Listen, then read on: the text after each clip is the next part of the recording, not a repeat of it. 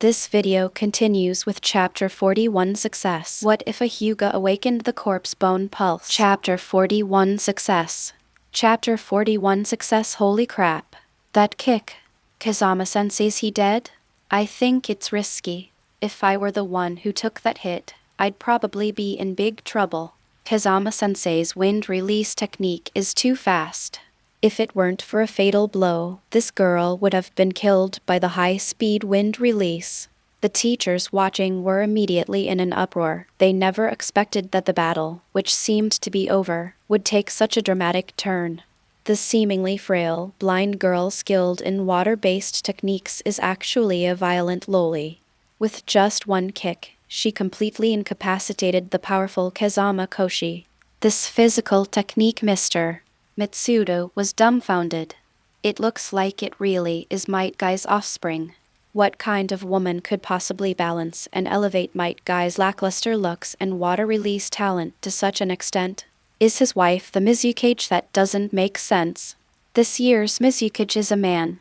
Mitsuda's imagination ran wild. Might Guy was equally bewildered. With his mastery of physical skills, he couldn't detect any trace of training on Huilai's body. Delicate and frail, her skin is so tender it looks like you could squeeze water out of it. You said she's good at water-style techniques, so Might Guy isn't surprised at all. But this terrifying kick completely amazed him, and even gave him a bit of the look of a morning peacock. Well done, Grey Glass. Might Guy roared, baring his teeth, and gave Grey Glass a thumbs up. Huilai quickly waved her hand, telling him to stop embarrassing himself. Unexpectedly, Might Guy thought Grey was interacting with him, and his voice became even louder. This is youth.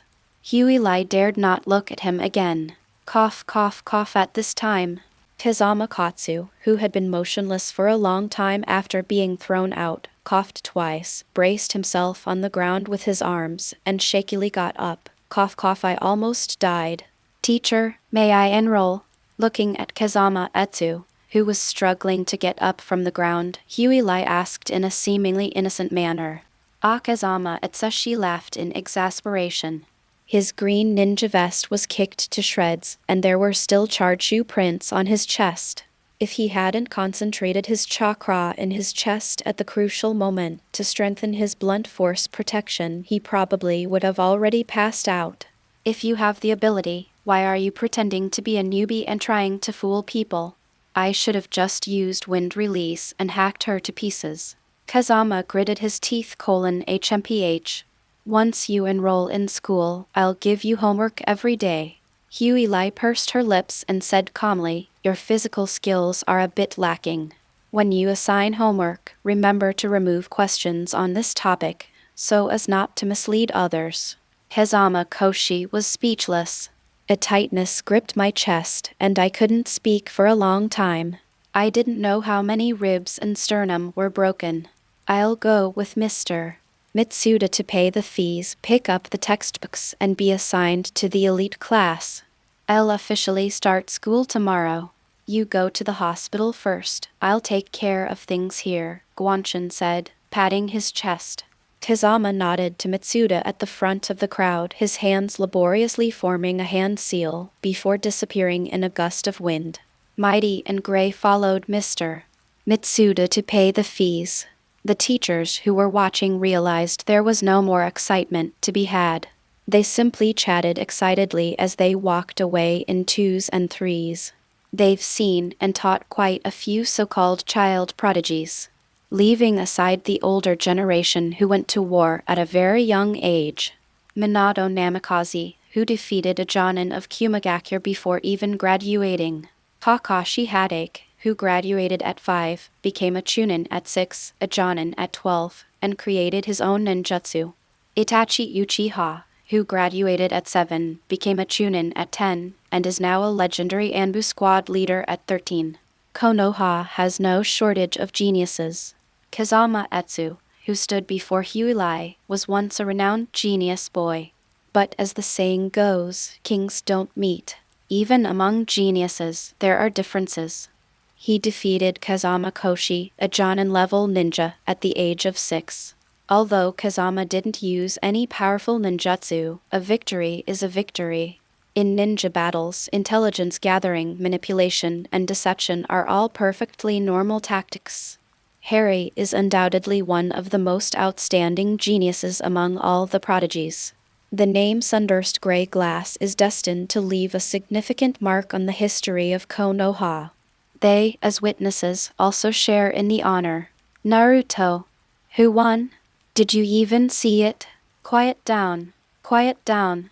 Behind the crowd, those who arrived late couldn't even squeeze into the front row, let alone those who had skipped class. The front was full of teachers. Going in now would be like walking into a trap. Hearing the teachers' discussions coming from ahead, everyone felt an irresistible itch to join in. Shikamaru came up with a solution. They could form a human ladder to send someone up to watch and help them broadcast the show. After discussion, it was decided that Choji, the strongest among them, would serve as the base. Inuzuka's teeth are in the middle. Naruto, who is the lightest, is at the very top. What happened, Naruto? Sakura Haruno asked anxiously. She was very worried when she heard that the handsome Kazama-sensei was at a disadvantage. I can't see anything. It's all foggy inside. Naruto held up the binoculars, squinting, but still couldn't see what was happening inside. If you can't see clearly, let me do it. Kiba and Inuzuka carried Naruto impatiently. I can't hold on much longer, Choji said, grimacing at the bottom. Wank wank wank. Sasuke couldn't stand Naruto's sloppiness. He found a big tree by himself and sat on its top, peering inside. Unfortunately, it's too far away. He didn't have a telescope, so he couldn't see anything clearly. He was too embarrassed to come down to find Naruto, and he was afraid that people below would ask questions if he stayed on the tree.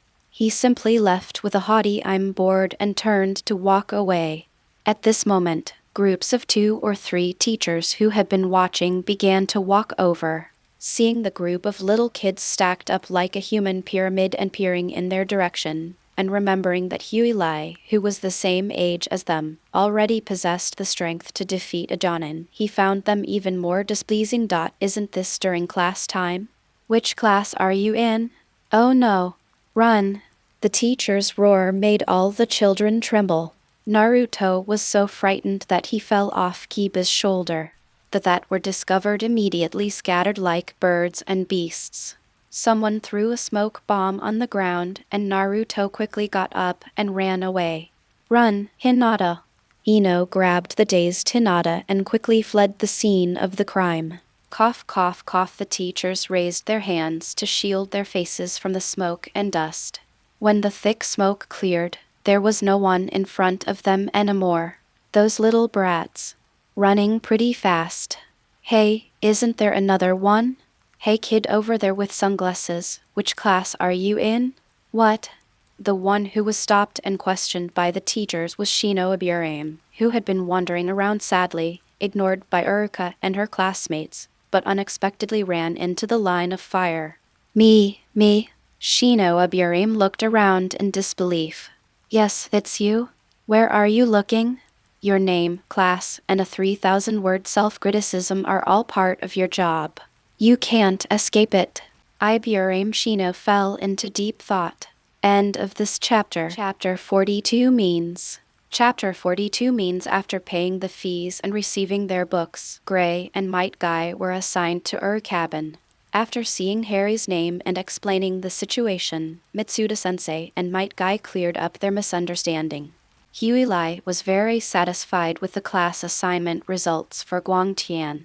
It started when the second Hokage decided to establish the Ninja Academy. The Konoha Ninja Academy has always carried a strong political significance. Develop civilian ninjas, break the monopoly of clan ninjas on ninjutsu, and gradually weaken the influence of clans in Konoha like boiling a frog in water. Simultaneously, only those who have studied at the Ninja Academy can obtain a Konoha ninja number and become a registered ninja in Konoha's open repertoire. The head of each clan must be a registered ninja in the village. Don't underestimate this rule. No matter how strong a ninja is, if he doesn't have a number, he's not a member of Konoha and can't obtain any resources from Konoha.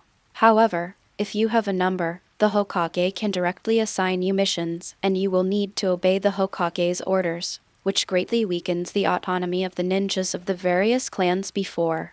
The clan's ninjas could completely separate from Konoha and become self-sufficient. Many clan ninjas are private soldiers trained by themselves and are completely independent of the Hokage's orders now. The heirs of all the major clans must appear at the Hokage Academy to obtain a ninja number. In this way, the family's autonomy was preserved, while the Hokage also gained indirect control over these family private soldiers to some extent. Power integration fosters new blood and cultivates bonds. Establishing leaders through early competition can prevent large-scale bloodshed in the future battle for Hokage. It can be said that the second Hokage's move to establish the Ninja Academy was a stroke of genius. His political acumen was in no way inferior to his ability to develop forbidden techniques just now. By entering the class taught by Hyuga, Harry had entered the core circle of Konoha. He defeated all his classmates and became the king of the class. She would later become the leading figure of Konoha's new generation. Her stain from the Hidden Mist village will be overshadowed by her exceptional talent. Once she grows to a certain level, any issues with her identity will be insignificant in the face of absolute power. Methods and plans. It was merely a temporary measure before becoming a strawman. Hyuga never forgot her purpose in coming to Konoha. Strength is the foundation of everything. After Hyuga and the other person left the Ninja Academy, the name Chasing Sun Gray Glass spread far and wide throughout the Ninja Academy. He possessed the strength of a Jonin at the age of 6.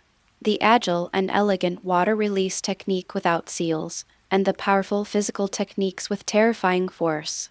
He defeated the Ninja Academy teachers before even enrolling in the school, breaking the historical record since the founding of Konoha. What's most unusual is that this person is also a blind woman. His entire body is a potential hot spot. Hiruzen Sarutobi, who was already paying special attention to Harry, and who was also the principal of the Ninja Academy, received the news immediately. Hokage's office. Smoke billows. Hiruzen Sarutobi placed his pipe on the messy desk, holding the report that had just been submitted in his hand. The above contains all the basic information about Sunrise Gray Glass. Gray Glass every day. Identity, previously unknown, now Might Guy's adopted daughter. Appearance, a blind woman who is about 1.3 meters tall and whose face is covered with a blindfold.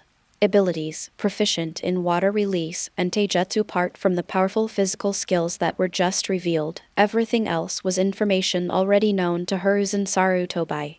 The terms taijutsu and water escape are combined.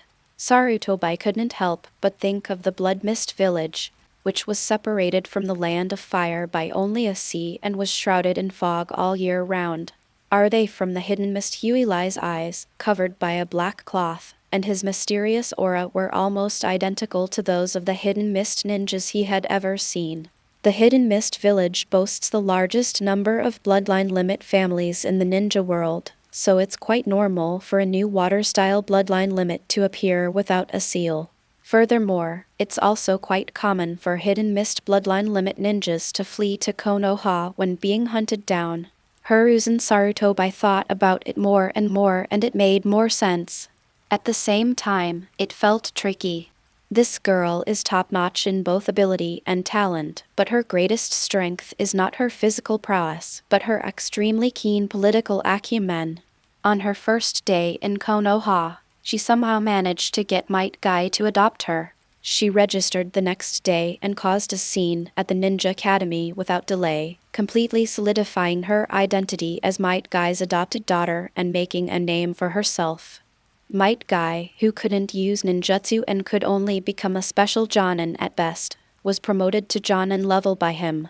All the village leaders are aware of this. Matt Key was his close confidant. Now, all the major clans that follow the Ninja Academy know that Harry is Might Guy's daughter. Standing behind him was the third Hokage. Although he had only met this girl once, from the perspective of the higher-ups, she was the genius girl of his Naruto faction. A commoner ninja with exceptional talent, a direct descendant of the Hokage. On the surface, Gray is practically the same template as the fourth Hokage. Once she's at the Ninja Academy mingling with the future heirs of various clans, she, a rootless outsider, might even gain the right to compete for the Hokage position. How terrible! A chill ran down Hiruzen Sarutobi's back. A person of unknown identity and purpose, possibly from Kirigakure, has the potential to become the highest leader of Konoha in the future. The long-cherished wish of generations of the Uchiha clan, who had been unable to fulfill it, was brought to fruition by this little guy in just one day. Hiruzen Sarutobi took a puff of his pipe. Smoke billowed from his nostrils. Akai really gave him a tough problem. Hiruzen Sarutobi became increasingly certain of his suspicion that Kairi came from Kirigakure. Only Kirigakure, where 4 of Might Guy's swordsmen were once killed by Might Guy's kick and the 7 ninja swordsmen of the mist still haven't been fully assembled, could possibly know Might Guy's true strength. She not only clung to his big ship, but also wanted to obtain the secret techniques of the 8 Gates formation. Good means. Hiruzen Sarutobi suddenly felt a sense of admiration for the blind girl. His 3 disciples inherited his ninjutsu skills, but none of them inherited his political acumen.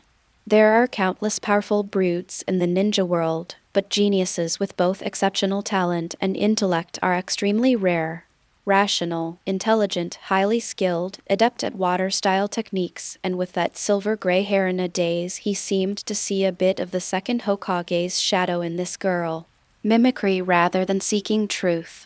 It's like an old friend has come.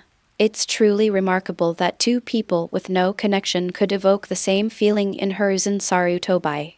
Sudden. A greeting came from outside the door from the gatekeeper ninja. Boom boom boom! Lord Hokage, Elder Shimura requests an audience. Hiruzen Sarutobi narrowed his eyes, composed himself, and stuffed Kairi's file under the Hokage hat on the table. Go in. Click. The office door opens. An elderly man with one eye and black hair walked in through the door. The old man had his left arm in a sling across his chest and his right arm leaning on a cane.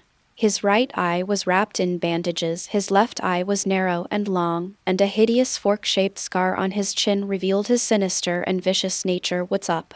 Hiruzen Sarutobi rubbed his eyes. Blindness and using crutches, these elements overlap again. What exactly is going on with this gray glass every day? Sarutobi, the Uchiha clan is about to lose their temper. Me too. Danzo went straight to the point without uttering a single unnecessary word after entering the room. End of this chapter. Chapter 43 Conditions for Adding the Root. Chapter 43 Conditions for Adding the Root. The Uchiha clan has held another high-level meeting. This is the 3rd one this month. What about the content? They didn't let Itachi Uchiha participate. Itachi has already been exposed. Hiruzen Sarutobi listened to Danzo's report while puffing on his pipe. The smoke made his already wrinkled face look even older. Sarutobi. Danzo let out a low growl, as if trying to awaken the 3rd Hokage who was caught in a dilemma. The Uchiha rebellion is a foregone conclusion, and the most urgent task is to minimize the harm caused by their rebellion. I propose that our root organization exterminate the Uchiha clan. Hold on. But Danzo wanted to argue further. But they discovered that Hiruzen Sarutobi had raised his head at some point. His cloudy eyes were fixed on Danzo, the killing intent in them almost tangible, and he looked like an old lion. Don't act on your own. Looking at his old friend, who seemed to have returned to his youth and was known as Renkshin. Danzo opened his mouth, but dared not say another word. Wu tilde smoke wafted through the air, accompanied by long, drawn-out breaths. The sharp light in Hiruzen Sarutobi's eyes visibly faded, revealing his undeniable signs of aging. The Uchiha clan are the elders who co-founded Konoha with the Senju clan. It is both morally and logically wrong to take action against them. Times have changed. From the moment the ninja village was established, any clan independent of it was destined for destruction. This was true for the Uzumaki clan, and it was also true for the Uchiha clan. They must have understood this principle. The Uchiha are not like the Senju. They are strong in one-on-one combat, but they cannot fight a war of attrition. Konoha has 100 times more ninjas than them. If they were given 5 pairs of Mangekyo Sharingan, how many could they kill with their chakra reserves?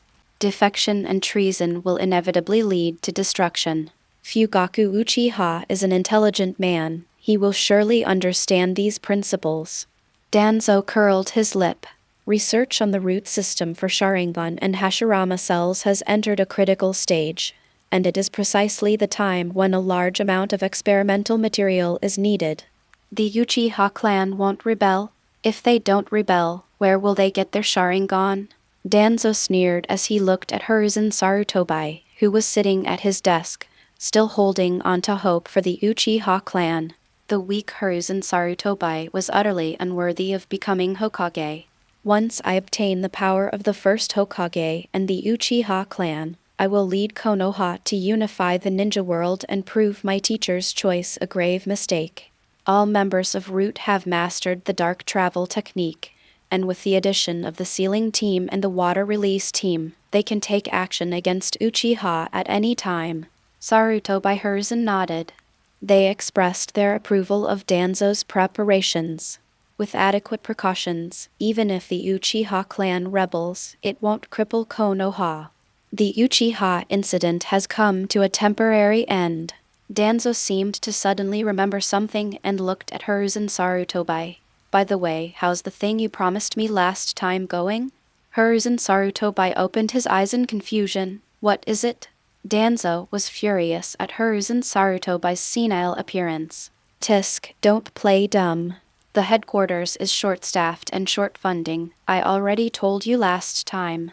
You said you'd send people over in a week. How long has it been? Seeing that Danzo had brought the topic up directly, Hiruzen Sarutobi stopped pretending. You need to be young, talented, and a master of secret techniques or bloodline ninja. These kinds of promising talents are treasures of every major clan. Where am I supposed to find one for you?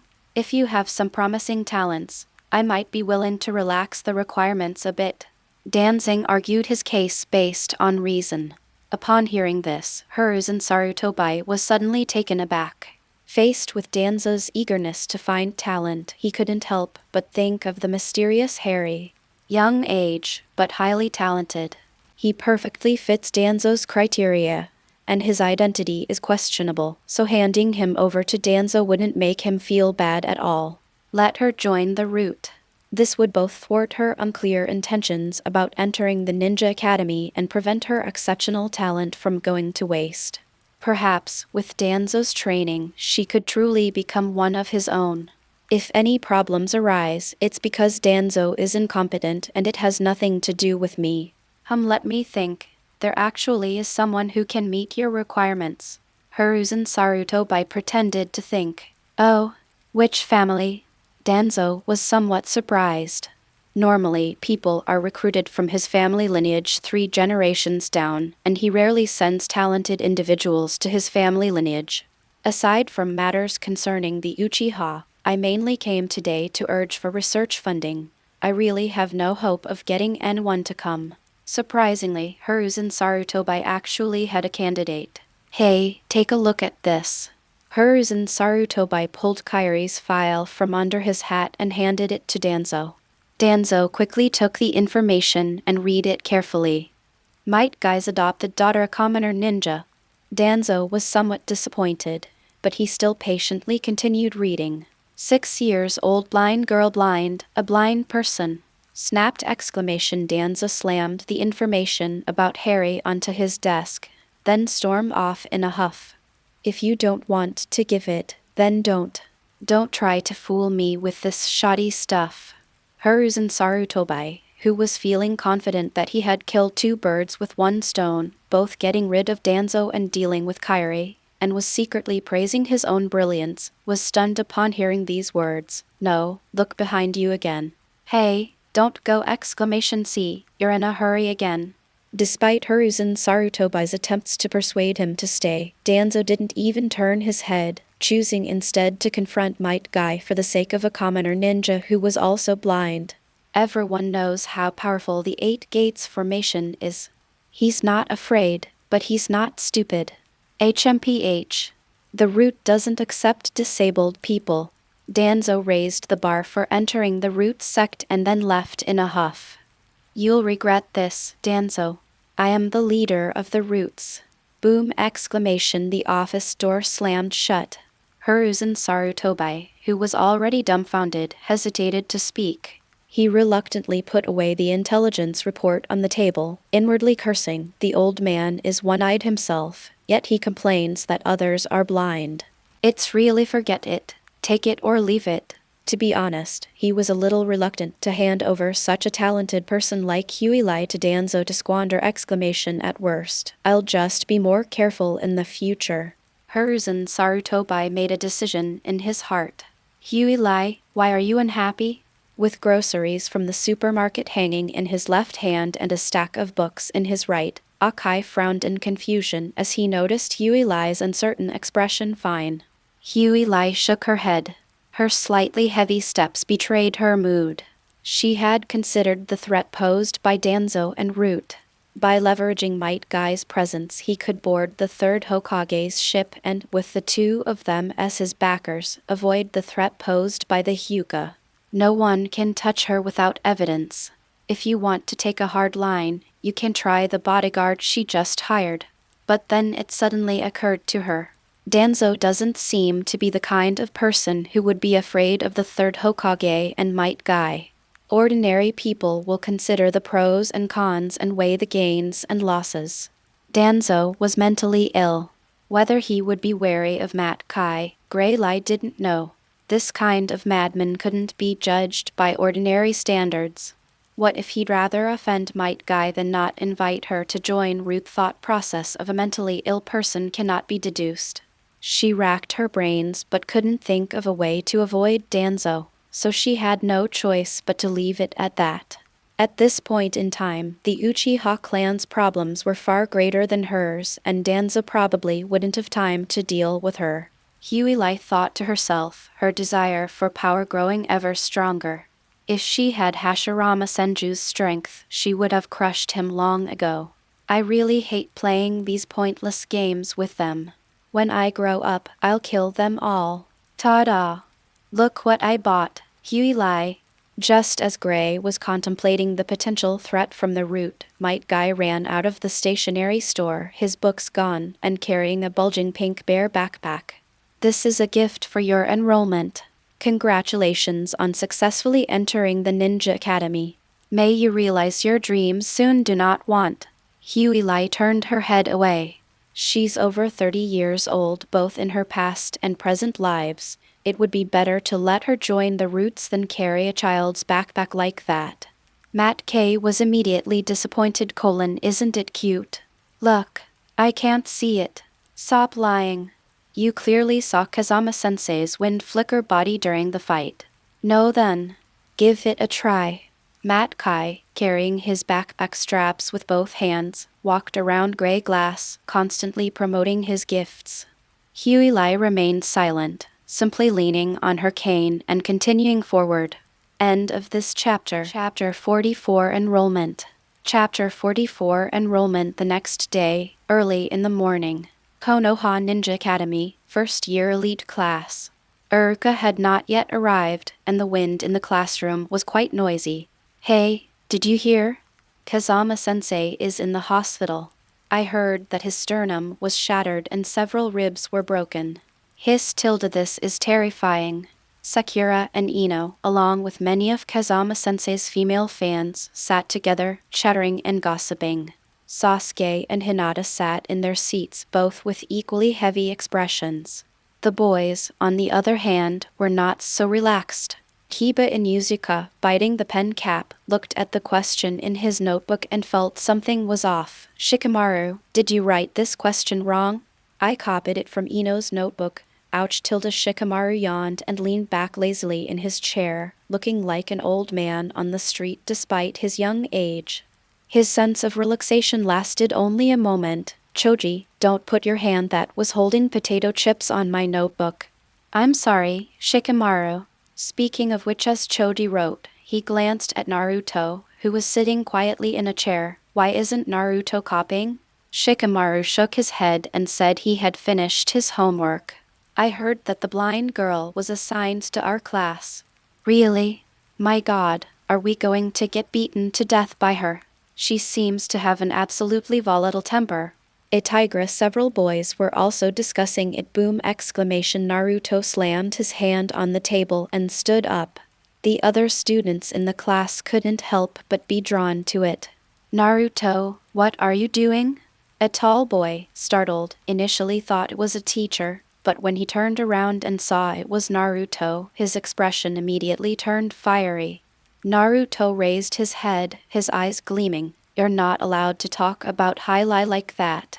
He had confirmed that the person who fought Kazama Koshi yesterday was Hyuga, whom he had met at Igaraku Ramen. Gentle, kind, mysterious, beautiful, definitely not some tigress. He would never allow anyone to slander his friend like that. Are you asking for it? The tall boy was surprised that Naruto dared to challenge him, so he and several other boys stood up and surrounded Naruto. A conflict was on the verge of breaking out. The student sitting by the door suddenly heard footsteps outside. The teacher is here. These words were like a starting gun. Everyone shut up and spontaneously and quickly returned to their seats, instantly silencing the noisy classroom to the point of being completely silent. Thump thump, the sound of the white cane striking the floor tiles echoed in the corridor. As Naruto sat upright, listening to the familiar voice, he felt as if his heart was beating in rhythm with the beat. It's unclear. It's like he couldn't understand why he had to finish his boring homework last night soon. The classroom door opened under everyone's gaze. Yumino walked ahead. Behind, a silver-haired blind girl, leaning on a cane and carrying a pink bear backpack, slowly walked into the classroom. So beautiful, that's kind of cute. The quiet students began to murmur amongst themselves after seeing Hyuga. At first, when they heard that Harry had kicked Kazama-sensei so hard he ended up in the hospital, they thought she was some kind of gorilla with arms big enough to carry a horse. Seeing Harry's true appearance now was a huge surprise. Hyuga ignored the whispers below, just looking at the familiar little radishes below, staring at her with wide eyes, gave me a strange feeling. Ano brought Kairi to the podium. Quiet. Call! The classroom quieted down. Nodded in satisfaction. Class, we have a new student in our class today. Let's give them a round of applause. Clap clap clap. Hyuga, please introduce yourself. Facing gray, cautiously revealed a kind and friendly smile. He had heard about what happened to Kazama-sensei. Knowing he couldn't withstand that kick, he dared not act recklessly. Good teacher. Hyuga responded obediently. Her clear, girlish voice was like a wind chime hanging on a door, melodious and pleasant to the ear, combined with her exquisitely beautiful features that are not at all aggressive. Yumino was flattered, and his first impression of this violent girl quickly improved. Such a gentle girl, yet she beat Kazama-sensei up like that yesterday. Kazama-sensei must have done something really outrageous! Hyuga turned around and smiled at her classmates. Her pink lips parted slightly. My name is Chasing the Sun Gray Glass. Skilled in physical combat, loves peace, and hates anything or anyone that makes me feel at ease. I like to eat scrambled eggs with tomatoes. My dream is to defeat a powerful opponent and live a peaceful and happy life. Please continue to take care of me in the future. Clap clap clap! Led the applause, clapping so hard that his head began to sway back and forth. He almost burst into tears. For him, who was often driven crazy by the abnormal teenagers in his class, the girls' remarks were so normal that they seemed almost magical, except that he had never heard of her favorite food. Rice seems to be quite easy to get along with. Choji clapped along while whispering something. Yeah, she's pretty cute. Kiba and Yuzuka nodded in approval. Shikamaru remained non-committal. He always felt there was something strange and awkward about this new classmate. That feeling was like a ferocious lion. It walks past you quietly, looking friendly, but if you sneak a peek, you'll immediately see the other party's ferocious yellow beast eyes were also secretly observing you. It's absolutely terrifying. Shikamaru couldn't help but shudder, as if he had touched upon something hidden in the shadows. All right then, Huey, you can sit here. Uruka prepared to arrange a seat for Ash. Before Uruka could finish speaking, Gray, leaning on her cane, stepped down from the podium and walked straight toward the blonde-haired boy at the right rear of the class. Teacher, is this okay? Smiling and nodding to the excited Naruto, Huey tapped the seat next to Naruto with her cane. Okay.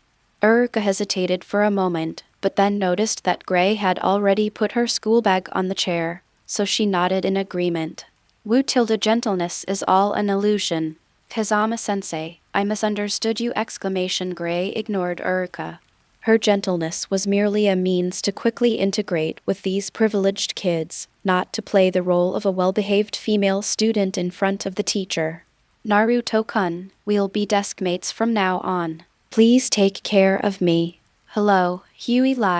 Please guide me. Looking at Naruto's rosy complexion, Huey's smile became even gentler. Her lifeless eyes stared at the seal on his lower abdomen. Extremely fine red chakra, like blood vessels, seeped from the seal. Inside the gray glass body, deep blue chakra throbbed in his heart. His blood vessels and meridians seemed to be aroused by a hungry worm, excited and ready to burst out of his body at any moment. Gum. She couldn't help but swallow. Kyuubi. If she eats just a few more bites, her chakra level will immediately reach cage level. It's such an irresistible temptation. End of this chapter. Chapter 45 Chakra. Chapter 45 Chakra. Alright, students. We'll begin our first lesson of the day.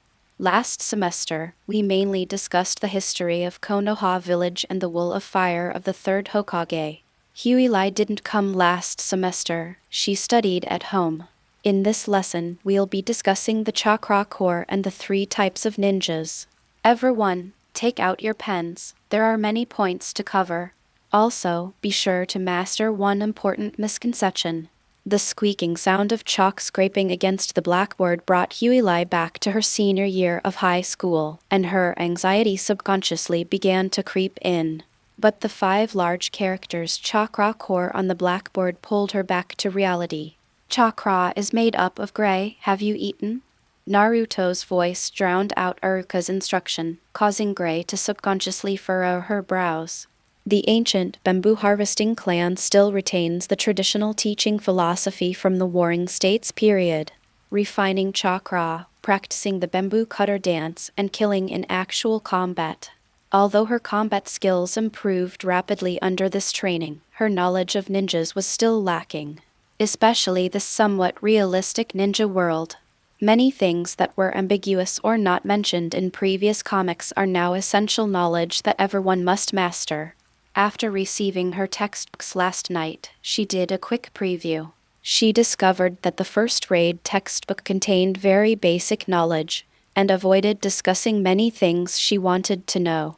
Akai is a bottom-of-the-class student again. The only place she might have access to some theoretical knowledge now is in this classroom. Naruto, pay attention in class.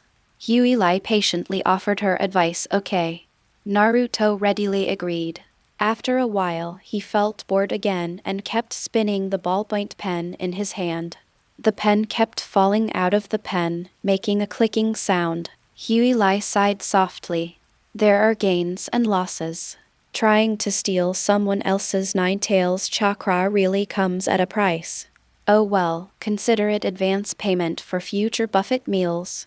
Naruto-kun. Okay. Naruto looked up in surprise. Can you do me a favor?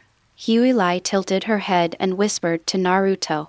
The morning sunlight streamed through the window, casting a golden glow on her fair profile. Her high, delicate nose cast a reflection, making her appear even more beautiful. No problem. Naruto didn't hear what his mysterious classmate said at all. He just stared blankly at the pink lips opening and closing, and then vaguely agreed. Squeak. The chalk continued to write. By this time, Uruka had already written a quarter of the words on the huge blackboard. As we all know, chakra is composed of mental energy and physical energy, and the key to synthesizing these two is the chakra core inside the heart. Some people also call it the chakra seed. Uruka paused for a moment, giving everyone time to process the information before continuing. The chakra core grows by constantly absorbing spiritual and physical energy during the chakra refining process. At the same time, it feeds back into the chakra used by ninjas. It is like a seed that sprouts, grows, and matures under our care. Everyone's soul and body are different, so their spiritual energy and physical energy are different, resulting in different chakra cores and ultimately subtle differences in chakra. All the power of a ninja is hidden within their chakra core. Gray listened quietly to Uruka's endless narration. The description of the chakra core she heard gave her a sense of déjà vu. Wasn't this a miniature divine tree? The Otsutsuki clan planted the divine tree in the ninja world, which grew chakra fruits by absorbing natural energy. The chakra cores within ninjas devour the spiritual and physical energy of the human body, thus replenishing their chakra. The process is remarkably similar to that of the sacred tree. The existence of the chakra core also explains why Orochimaru was unable to perform gene cloning and mass-produce bloodline ninjas in the original work. The secret of bloodline ninjas lies in their unusual chakra core. The chakra core has absolutely nothing to do with genes. The chakra core that a child inherits is the fruit that condenses after the parent's cores mature, not a copy of the genetic blueprint. Each person can only condense a limited number of fruits, so bloodline ninjas cannot be produced on a large scale. At the same time, ninjas can control whether the fruit spreads. If they only obtain a small amount of genetic material, it will not have any effect. Rolling your eyes will induce a reaction. Huey looked at the chakra core in her heart. The illusory chakra core glowed with a deep blue aura.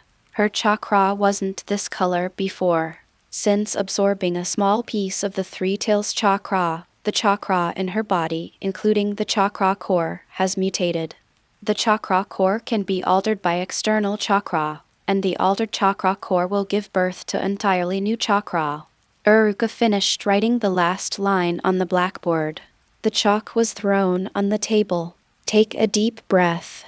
Come back. Most of the students in the classroom were already slumped over. Uruka twitched his lips.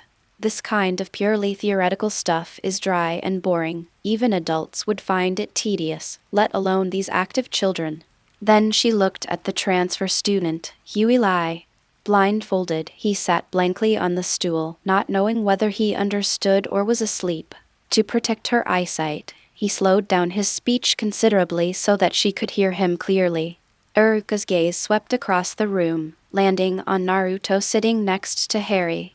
The unexpected situation made his eyes widen in surprise. Naruto Uzumaki, who is usually the most uneducated, was actually listening attentively and taking notes today. What's the situation? Naruto wrote in a clean notebook, and the crooked and messy characters leaped off the page. Huey is blind. He promised Huey that he would help her record the teacher's lessons so she could review them later. Naruto Uzumaki, a man of his word. No matter how hard or tiring it is, you must keep your promise. Naruto's features scrunched up as he copied the notes, his brain being bombarded with complex knowledge. I'm still so bored. Uruka suppressed his surprise and patted the blackboard to wake the sleeping children. Wake up, we're about to get to the important part of the exam. The factors that influence chakra levels, and the different types of ninjas affected by them. These are topics not covered in the textbook, so everyone must memorize them. They will definitely be on the final exam. Huey regained her senses and stopped focusing on observing the chakra core. Uruka's expression was slightly grave. After gathering his thoughts, he slowly said, "Remember exclamation chakra quantity is only related to vitality. Strong vitality means abundant energy produced by the body and soul, rapid growth of the chakra core, and thus more chakra generated. In other words, a person's chakra level is determined from the moment of birth. It can't be changed." End of this chapter. Chapter 46 The Limits of a Ninja. Chapter 46 The Limits of a Ninja. There are limits to being a ninja. This is a truth that Huilai understood long ago. But as Uruka continued to explain, her understanding of the limits of ninjas deepened. Insufficient chakra is a problem that every ninja will encounter. Ninjas train in taijutsu, genjutsu, and ninjutsu, all based on the use of chakra, but they lack the most fundamental element. That is, how does chakra increase?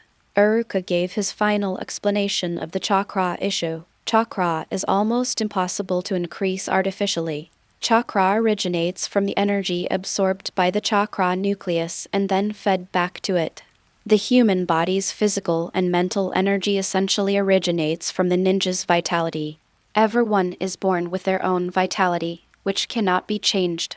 But if things are really as Uruka described, how can it be that the more you eat, the stronger your body becomes and the more abundant your chakra becomes? The doubts in Huilai's mind had just begun to surface. Some people have already raised questions. "Teacher, why is it that the stronger our bodies are, the more chakra we have?" Sakura Haruno, the best student, was the first to raise her hand and ask a question. Uruka nodded in satisfaction and waved for Sakura Haruno to sit down. Sakura's question is excellent, and it's also a core topic I'm going to discuss next.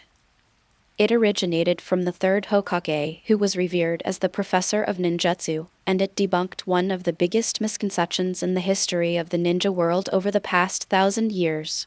It's not that the stronger your physical condition, the more chakra you generate. Rather, only when you have more chakra and a stronger life force can your body have the opportunity to become stronger! Many people say, then we can eat more food and have more chakra, right? This is totally wrong. Food reaches the stomach and intestines for digestion and absorption. Only after absorption and conversion into energy can it be properly absorbed and converted into energy. Only with strong vitality and vigorous bodily functions can you absorb and convert energy. Otherwise, you'll just overeat and die. Only with more chakra can one have the chance to become stronger. Huilai's spirits lifted. Uruka's teachings once again disrupted her understanding. Wouldn't that mean everyone's potential for growth is locked from the very beginning? Without a large amount of life force, all cultivation will eventually be constrained by the amount of chakra, and will eventually decline when the life force is exhausted. Think of this. Huilai suddenly turned her head to look at Naruto beside her. He was slumped over the table, impatiently copying the blackboard notes into his notebook. Within his body, the chakra light, as brilliant as the sun, almost solidified into liquid. The terrifying vitality of the Uzumaki clan, the Yang Nine Tails with its seemingly limitless chakra, and the Yang attribute Asura chakra representing life. It turns out that some people are positioned above everyone else from the very beginning. So what's wrong with me? With her eyes closed, Huilai felt the surging chakra within her body. After absorbing the flesh of the three tails, the chakra in her body doubled. Could it be that the tailed beast chakra has enhanced my vitality? Huilai felt that things were not that simple. The lack of crucial information made it difficult for her to make a judgment, and she could only try to find out more later. Choosing the Konoha Ninja Academy was definitely the right decision. Uruka, that guy, actually has some skills. As expected, none of the characters who had a significant role in the original work were mediocre. Looking at Uruka speaking eloquently on the podium, Huilai's eyes no longer held any contempt. Due to the limited amount of chakra, ninjas divide themselves into 3 types in order to make the most of their chakra: ninjutsu type, taijutsu type, and genjutsu type. Taijutsu type ninjas train their bodies and use chakra as an energy source to fuel their growth. They have the least amount of chakra in their bodies, but because taijutsu itself consumes very little energy, they are better at prolonged combat. Ninjutsu-type ninjas avoid overtraining, storing more energy in their bodies to unleash ninjutsu, and excel at short bursts of power and decisive attacks. Illusionist ninjas are the rarest type, using chakra as an energy source to aid in the growth of spiritual power. It is both more mysterious and more dangerous. The three types of ninjas are essentially compromises made due to insufficient chakra reserves for full development. Ding ding ding. Just as Uruka finished his lesson, the school bell rang outside. Before he could even utter the words "get out of class, dismissed," the students, who had long been unable to endure his long-winded speech, jumped up from their seats. Uruka shook his head helplessly and walked out of the classroom. He was like that back then. I find these things boring and tedious. Only when they reach their own limits and can no longer go any further will they understand how important this lesson truly is! Uruka left. The atmosphere in the classroom became even more boisterous. The students were extremely curious about the mysterious and beautiful transfer student, Huey. Huey was still processing the information she had just received. Intimidated by his superior martial prowess and impressive record, the students, though curious, dared not approach him to speak. Finally, it seems that Naruto, who knew Hyuga beforehand, became the focus of everyone's attention. Naruto was still copying notes at this time. With a pencil, scribbles and draws appear on the paper, one after another, scribbles leaping out from the paper. "What are you writing? Let me see."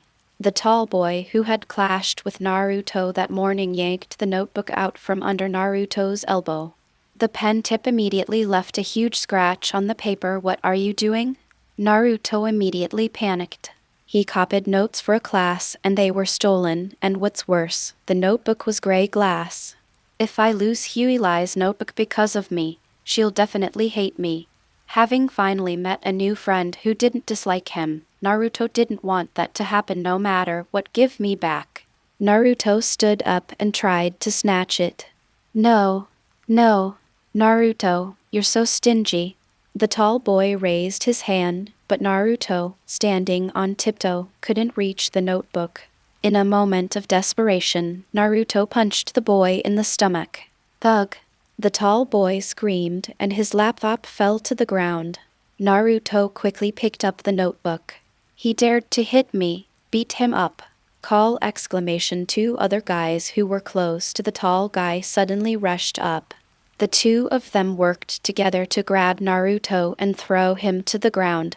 Then the three of them surrounded Naruto and started punching and kicking him. "You dare hit me, monster!" The sounds of flesh colliding echoed one after another. At first, Naruto put up a fight, but when he realized it was ineffective, he used one hand to protect Harry's notebook and the other hand to protect his face as the three of them kicked and punched him. Hinata, who was secretly watching this side, bit her lip until it turned white. The group's violent actions made her tremble with fear, especially with Naruto by her side. Choji and Kiba couldn't stand it anymore, just as he was about to step forward. However, Shikamaru stopped them with his hand and gave them a wink, preventing Ino and Sakura from making a move. Shikamaru glanced at Harry, who was sitting quietly next to Naruto. He sat right behind Naruto. The conflict originated with her, and the notebook that Naruto was desperately protecting was also hers. They should know each other and have a good relationship. But why didn't she take action unable to figure out what Harry was up to? Shikamaru could only stop his companions to see what this person was trying to do. End of this chapter. Chapter 47 Monster. Chapter 47 Monster. The three fought for a long time. We played until the break ended and the next practical lesson was about to begin. Even Sasuke Uchiha, who had been fighting for a long time without seeing any action from Hyuga, couldn't stand it anymore and left the classroom. After beating up the others, they all left one by one. They fought until the three of them were exhausted. He snatched the notebook that Naruto was protecting from his arms, tore it to pieces, and threw it on the ground before he was satisfied. Waste. After a cold, sarcastic remark, the group glanced at Huey, who hadn't moved an inch, and then ran out of the classroom laughing. Golden beams of light illuminated the classroom.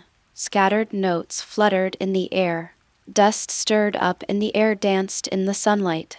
Only Huey and Naruto, who was lying on the ground with his hands covering his eyes and covered in dirt, remained in the classroom. A faint sob could be heard. "Does it hurt?" Huey's cold voice eased Naruto's sobs, but then his body began to tremble even more violently. Huey walked to Naruto's side. "Squat down." At this moment, Naruto's orange clothes were covered in dust and shoe prints. His golden hair hung limply, and the arm covering his eyes revealed bare skin that was covered in bruises. "Gray glass, I gave you your note, that's not important." Water flowed from Gray Glass's sleeve, wrapping around Naruto's swollen wound. The cold water seemed to neutralize the burning wound, and as the chakra surged, a warm sensation came from Naruto's wound. A pale hand gently placed Naruto's hand aside, revealing his swollen face covered in tears. Water streamed down her face, mingling with her tears. Naruto's body was stiff. Her wet, sky-blue eyes gazed up at the beautiful girl above her. He had never been treated so gently by any girl before. "I'll buy you a new one tomorrow to make up for it."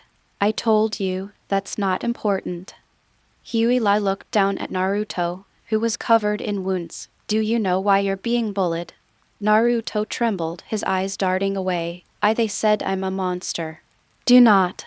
Huey shook her head. "The truth is quite the opposite. You are not a monster."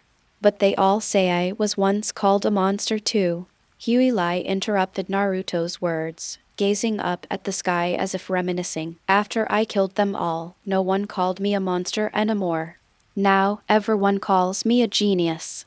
"You have the title of monster, but not the power of a monster. That's the root of why you're being bullied." Naruto's heart trembled. Putting the murder aside, he suddenly realized that what Huey said made a lot of sense. If he had the power of Huey, would no one bully him anymore? "But the people of Konoha all say I'm a monster." Looking at Naruto, who stared blankly with eyes wide open as if he had just opened the door to a new world, Huey finally smiled. Become stronger than all of them." I can't do it." Naruto lowered his head. Naruto, who was not yet fully developed, was far from the confidence and optimism of the original work.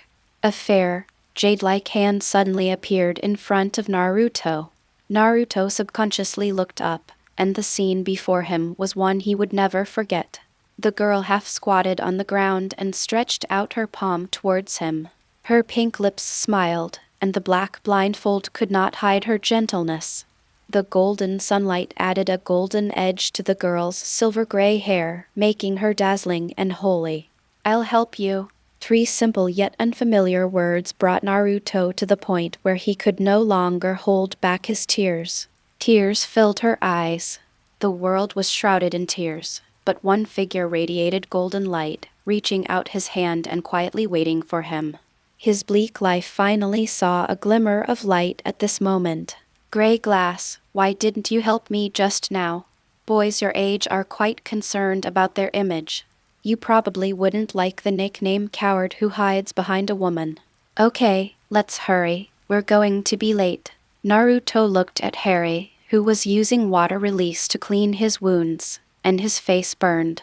If one can be protected by Gray Glass, then saving face might not be so important.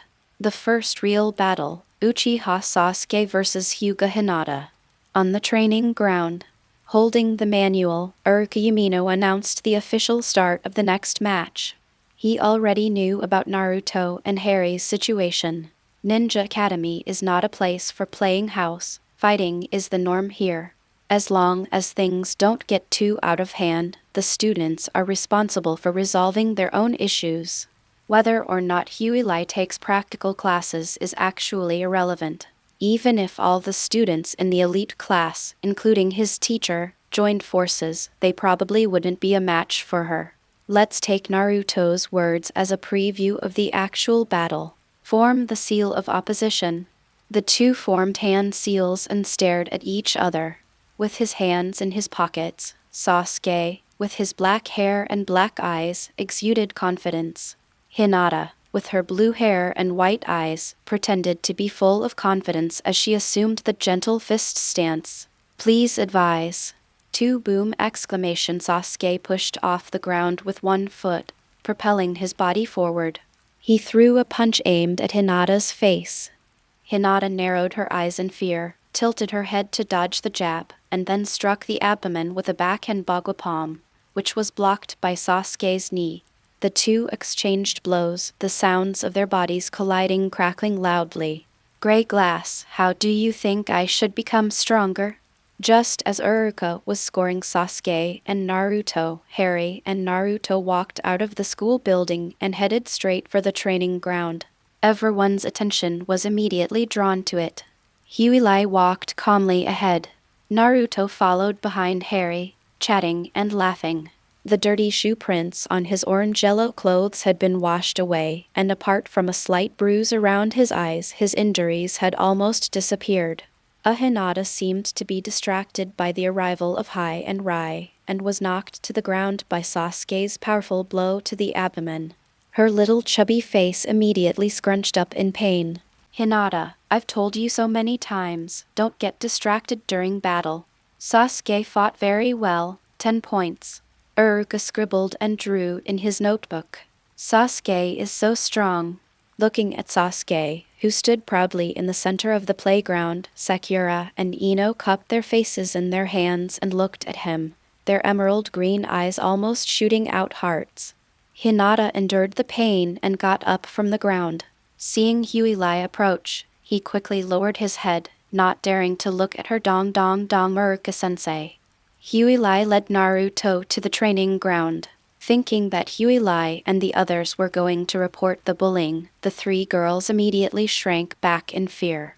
Naruto fell down, and I was late taking him to the infirmary. I tripped and fell, and the fall hit my eye socket. Then they had a newly arrived blind man take Naruto to the infirmary, and what's even more terrifying is, the Ninja Academy didn't even have a health clinic. The perfunctory lie made Uruka grin. His good impression of Gray from that morning completely vanished. All right, it's not your turn yet. Go wait over there. Wait a moment. A clear, youthful voice interrupted loudly. Sasuke looked at the silver-haired girl with her eyes covered, a strong fighting spirit surging across his handsome face. Ever since he heard that this girl had defeated the Jonin Kazama Koshi, he had been eager to fight her. I went home yesterday. The father seemed to have heard about the girl's strength and highly recognized it, even encouraging him to strive to surpass Huey. This made him very resentful. If I can defeat her, my father will surely approve of me. Teacher, I want to have a real spar with Huey. Ignoring Hinata's surprised eyes, Urjuzi spoke with a firm gaze. End of this chapter. Chapter 48 Practical Lesson. Chapter 48 Practical Lesson Konoha Training Ground. The weather is sunny. Urjuzi thought he was particularly capable, but Uruka was numb. He knew about Huey's strength. The information had already spread in the teacher's office. Even if Sasuke were to unleash his full power and activate his Sharingan, it wouldn't make a difference, let alone since he hasn't awakened it yet. Blindness counters Sharingan pupil techniques. Water release without seals counters fire release. Even if you can see it clearly, you can't dodge it with its super-fast taijutsu. Even a Jonin like Kazama-sensei, who is a master of the wind flicker technique, was kicked into the hospital before he could dodge it. This strong restraint. Even if your father, the fierce-eyed Fugaku Uchiha, tame, he would have a hard time defeating you, let alone Sasuke, who is not even very proficient in the three-body technique right now. I heard that the situation in the Uchiha clan and the village is a bit tense. If the second son of the Uchiha clan dies in his combat lesson, I don't know if the third Hokage can protect him. To protect Sasuke's pride, Uruka carefully chose his words. I think it is good. Huey Lai readily agreed. Holding a pen and paper, Urka stood blankly on the left side of the training field. Unable to beat his student, he, as a teacher, lacked the confidence to even say no. Standing in the center of the training field, Huey Lai and Sasuke faced each other from a distance. The mission to subdue Naruto has been basically completed. Huey Lai didn't particularly value Sasuke. Sasuke is easy to fool, but there's really nothing to gain from him. He has a pair of eternal Mangekyo Sharingan, and later he might get a Rinnegan, but that's about it. She doesn't even know where to put it after taking it off. She actually quite likes those white eyes, although it looks unremarkable. However, both the body domination formed by combining with the Shikotsumyaku corpse bone pulse and the water release without seals formed by controlling the rage-entailed beast chakra rely on the Byakugan for support. Beat Sasuke into submission, let him know who the king of the class is, and from now on he'll obediently follow her to fight Kaguya. Grey Glass has a clear purpose at this time. Seeing that Huey Lai and Sasuke were about to fight, the students immediately rubbed their hands together excitedly. Finally, we have the chance to see that mysterious Grey Glass make a move.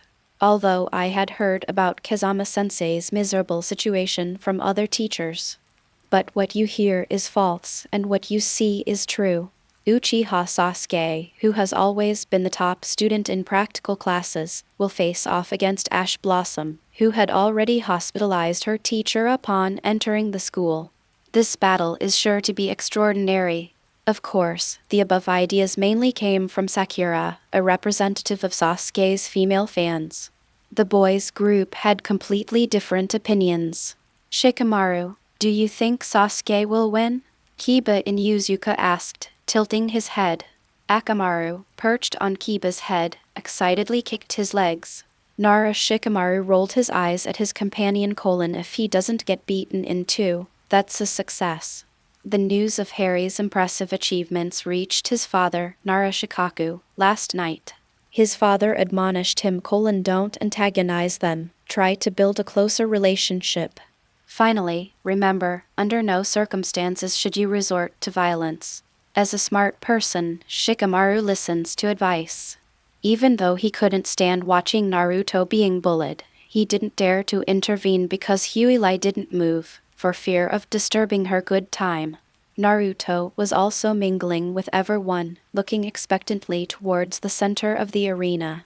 He cupped his hands together in front of his mouth and said, "Grey Glass, do your best." Sakura, seeing Naruto's support, was immediately displeased and led the Sasuke fan club in chanting, "Sasuke, you're the best." With their superior numbers, they directly suppressed Naruto's cries. "Quiet. Come on, Sasuke." Uruka scratched his head in frustration, his voice drowned out by the shouts of Sasuke's fans. Looking at Sasuke, who was confidently meeting Huey Lai's gaze, Uruka became extremely alert, staring intently at the two of them. "I am Uchiha Sasuke, please guide me." Out of respect for the strong, Sasuke did not act as casually as he did when he fought Hinata. Instead, he formed hand seals and spoke with great seriousness. Huey Lai didn't speak, as if he didn't exist. Awkwardly lowering his hand, Sasuke's eyes immediately flashed with anger. "How arrogant! Begin!" Uruka commanded. Sasuke could no longer restrain himself, and with a rapid movement of his legs, he charged forward high speed. Then it flew back at an even faster speed. Boom! Its small body crashed onto the playground ground, traveling a long distance and kicking up a cloud of dust. Huey Lai lowered her left leg. The girls' shrill cheers came to an abrupt halt. "Go, Haley! Defeat that arrogant Sasuke!" Naruto's voice echoed throughout the arena.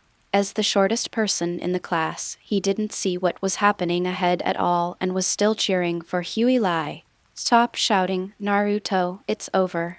Choji, looking fearfully at Ino's angry glares, quickly tugged at Naruto's clothes. "What?"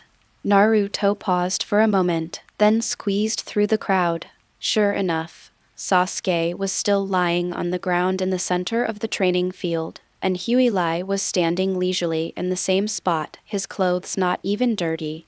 This so fast? Naruto's words expressed what everyone was thinking. As they were in the front row, they didn't see what Huilai did, only two scenes where Sasuke rushed forward and was instantly sent flying back. Teacher, you can start grading now. In the center of the arena, Gray looked at Uruka and spoke calmly. Uruka suddenly realized what was happening. The winner I haven't lost yet. Sasuke, his eyes red, got up from the ground, his dust-covered back trembling. But I've lost interest in playing with you any longer. Huilai shook her head. Even with her eyes covered, Sasuke could still feel the contempt in her eyes. I thought you, as an Uchiha, should be stronger. You're awful. Sasuke roared and charged at Haley once more. He punched Huilai hard in the face with his right fist. Boom! Fists and palms meet. Huilai remained expressionless, her hand held horizontally to the side of her face, tightly gripping Sasuke's fist. Aga! Sasuke immediately let out a painful scream, feeling as if the bones in his right hand were about to be crushed. Weak and powerless. As he spoke, he used his cane to block Sasuke's concealed sweeping leg, then raised his leg and kicked, his toe striking Sasuke's liver vomit. Sasuke immediately bent over and gagged, his face turning red like a boiled lobster. No, you mustn't insult the Uchiha! Boom! Amidst the silent stares of his classmates, Sasuke was kicked away once again. Isn't it you, weakling, who have been insulting the Uchiha clan all along? Blind pride, weak arrogance. If all the Uchiha clan members were like you, it would be truly tragic. Huilai's sarcasm was merciless. Looking at Sasuke lying on the ground, head hanging in pain, she felt no sympathy whatsoever. Uchiha Sasuke is an ungrateful wretch who can't be tamed. In the original work, Karin, who was a simp, was hurt badly by Sasuke. Dealing with this kind of person, simply being nice to them won't work. He uses both the stick and the carrot, slowly disciplining the student. Obedience brings reward, disobedience brings punishment. As long as he maintains a position of power superior to the student will never dare to betray him. Just as Huilai was making his assessment, Sasuke, who was lying on the ground, suddenly raised his head. His handsome features contorted in pain, and intense flames erupted from his mouth. Sasuke felt a surge of anger. Ignoring the rule that ninjutsu cannot be used in combat lessons, he was determined to make the arrogant ash blossom pay a heavy price. He mobilized all the chakra in his body and gathered it in his throat. Fire release, great fireball technique! A small fireball, the size of a rubber ball, spewed out of its mouth and flew rapidly toward Gray Glass, who stood quietly in place, with a trail of flame. There is no trace of the legendary water release technique. Didn't you realize it? Sasuke licked his dry lips, his expression revealing an undisguised sense of triumph over his successful revenge. End of this chapter. Chapter 49 The Queen of the Elite Class. Chapter 49 The Queen of the Elite Class. All. The sudden use of fire magic caused panic among the students watching. Although the practical course is described in terms of practical application, but it wasn't a real battlefield. Ninja tools and ninjutsu are explicitly prohibited for first-year students to use. Sasuke's actions were undoubtedly a violation of the rules. As the fireball seemed about to hit Huilai, some of the more sentimental girls couldn't bear it and closed their eyes. Gray Glass, get out of the way! Naruto clenched his fist and roared, his face full of anxiety, just like Ash Ketchum trying to wake Pikachu during the national tournament. Even Uruka and Shikamaru, who had great confidence in Harry, couldn't help but frown. At this moment, the fireball was less than a fist's distance from Huilai's body, and it was too late to dodge or defend. They neither dodge nor use water escape techniques. Even a Jonin could die if struck by a powerful fire release ninjutsu. What on earth does she want to do soon? The doubts in everyone's hearts were then answered. Huilai calmly extended her left hand. Gum! Gum! Under the control of his eye power, the deep blue chakra bubbled like boiling water, seeping out from the pores of his hands and turning into a faint dark red soon. The red power then completely covered the fair, delicate hands. The fireball finally arrived at that moment. I gazed at the dazzling flames before me. His left hand, covered in a red energy cloak, precisely grasped the fireball jutsu, much to Sasuke's astonishment. Bah! Exclamation! The fireball trembled violently in the center of his palm, spewing out scalding sparks. The powerful impact of the fire-style technique was severely suppressed by an even more terrifying monstrous strength, and it could not break through the seal of the gray glass hand no matter what. At last, the chakra that sustained the fire release technique was completely burned out. A snort! The fireball turned into a wisp of flame, which was unwillingly extinguished in Hueyli's palm. The pale red energy coat faded, revealing the still fair white palm beneath. The entire room fell silent. The training ground was completely silent. Everything before our eyes has exceeded everyone's comprehension. The students watching, including Urika, could only open their mouths wide, unable to say a word. With the firelight obscuring the view and the tailed beast's cloak being extremely thin, it was difficult to see with the naked eye. In their understanding, Huey did not use any ninjutsu and caught the Uchiha clan's fire jutsu with his bare hands. Such an astonishing thing is something that no one would believe unless they saw it with their own eyes. Your fire jutsu isn't even good enough to light a candle. Dong. Leaning on her white cane, Huey walked past Sasuke, who was lying on the ground in a daze, and returned to her class's line to sit down. The surrounding students dared not stop them. Those who were afraid made way for them. A central area was formed with gray glass as the center, and no one dared to disturb this fierce warrior who could crush fire-style attacks with his bare hands. The scene remained quiet for a long time. Urika, with his superior mental fortitude, was the first to recover. Sunburst Gray, 10/10, Sasuke, keep it up. Urika's words of comfort seemed to be the last straw that broke Sasuke's back. After suffering a series of heavy blows and squeezing out all his chakra to use fire release, Sasuke could no longer hold on and fainted. You three, take Sasuke to the infirmary. Urika pointed to the three boys who had just bullied Naruto. When you come back, fight Akimichi Choji, Nara Shikamaru, and Inyuzi Kakiba in that order. The three of them exclaimed in surprise. Sasuke was the strongest in the elite class's practical training session, while the second, third, and fourth place winners were the three that Urika had just selected. What do you mean, huh? If you're not back in 5 minutes, you're skipping class. Hurry up. Yes. The three of them sighed and carried Sasuke, running towards the infirmary in the distance. Next match, Sakura Haruno vs. Ino Yamanaka. The training ground became lively again, but after the amazing scene just now, the current scuffles were no longer interesting. The one who started it all is sitting cross-legged in meditation. Huey clenched her fists. My hand hurts a little. Even though I managed to take a direct hit from a great fireball while using the tailed beast cloak. However, the amount of Three Tails chakra she absorbed was still too small. A genuine tailed beast cloak possesses formidable defensive capabilities against both physical and ninjutsu attacks. Her counterfeit cloak, formed by absorbing a small amount of tailed beast chakra, is far inferior. This is just Sasuke's kindergarten version of the Great Fireball Jutsu. If it were Itachi Uchiha's, she would probably be fully cooked by now. But the result is good.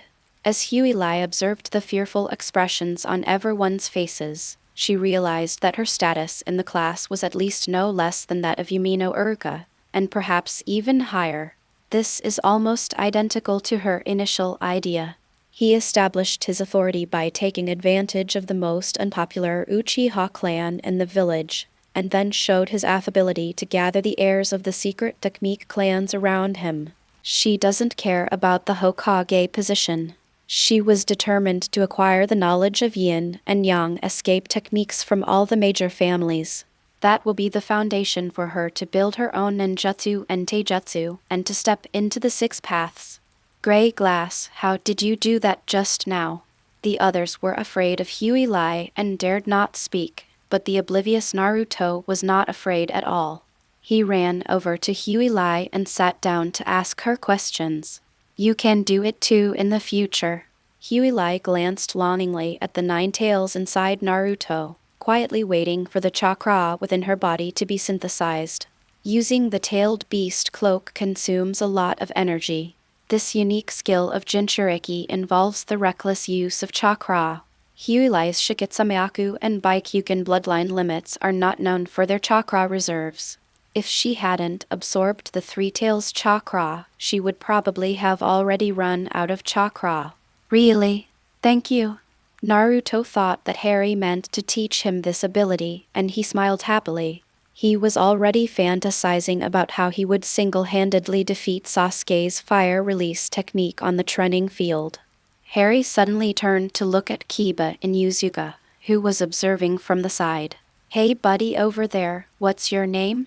Kiba Inuzuka, flattered that the terrifyingly powerful Kairi had suddenly struck up a conversation with him, pointed to himself and asked me. The little dog on your head is quite cute. Haha. My name is Kiba Inuzuka, and his name is Akamaru. We are a pair of partners. Wank wank wank. Kiba Inuzuka scratched the back of his head, baring his teeth. In the hearts of dog owners, anyone who likes their dog is not a bad person. Where are the 2 people next to you? Shikamaru and Akimichi Choji were called upon and stepped forward to exchange names with Harry. I'm Ash Glitter, can you do me a favor? Shikamaru and the others exchanged glances. What's the deal? In the upcoming hand-to-hand combat, please take good care of your opponents. Consider it a favor I owe you.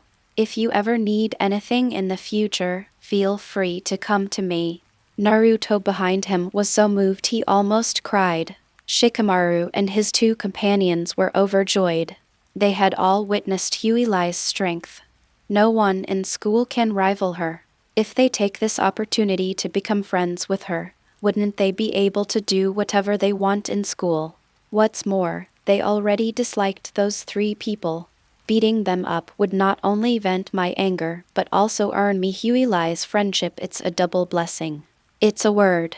Thank you for your hard work, you 3. Please make sure they get to the infirmary. No problem, we 3 brothers have got it covered. Just you wait and see. Looking at the 3 people in front of her who were patting their chests and making repeated promises, and Naruto with starry eyes behind her, Huey pursed her lips and her smile became even more friendly and gentle. Deep friendships cannot be separated from long-term exchanges of benefits. Let them do some small favors first to give them a taste of what's good for them.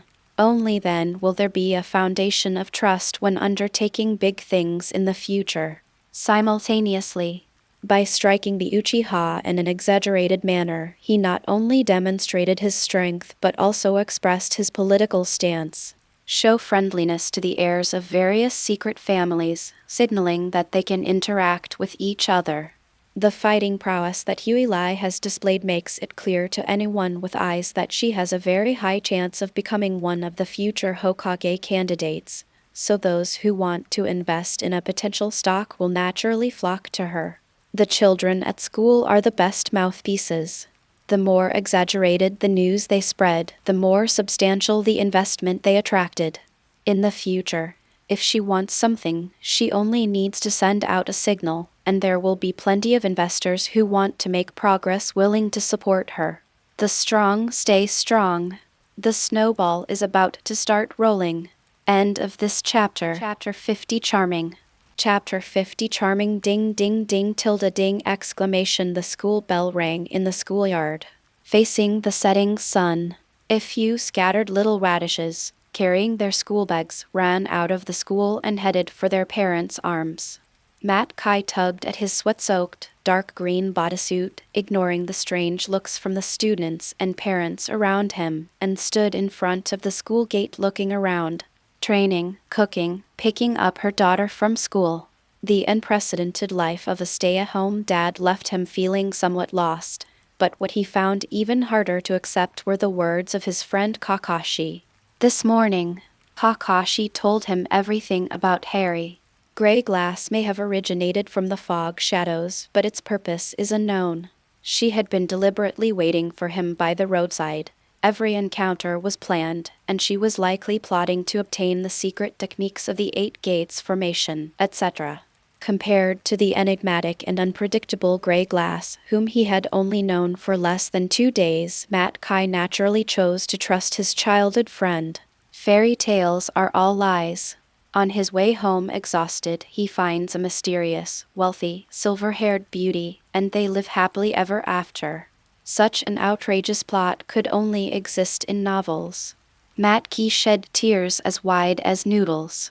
Under the orders of the third Hokage, he officially became Harry's guardian.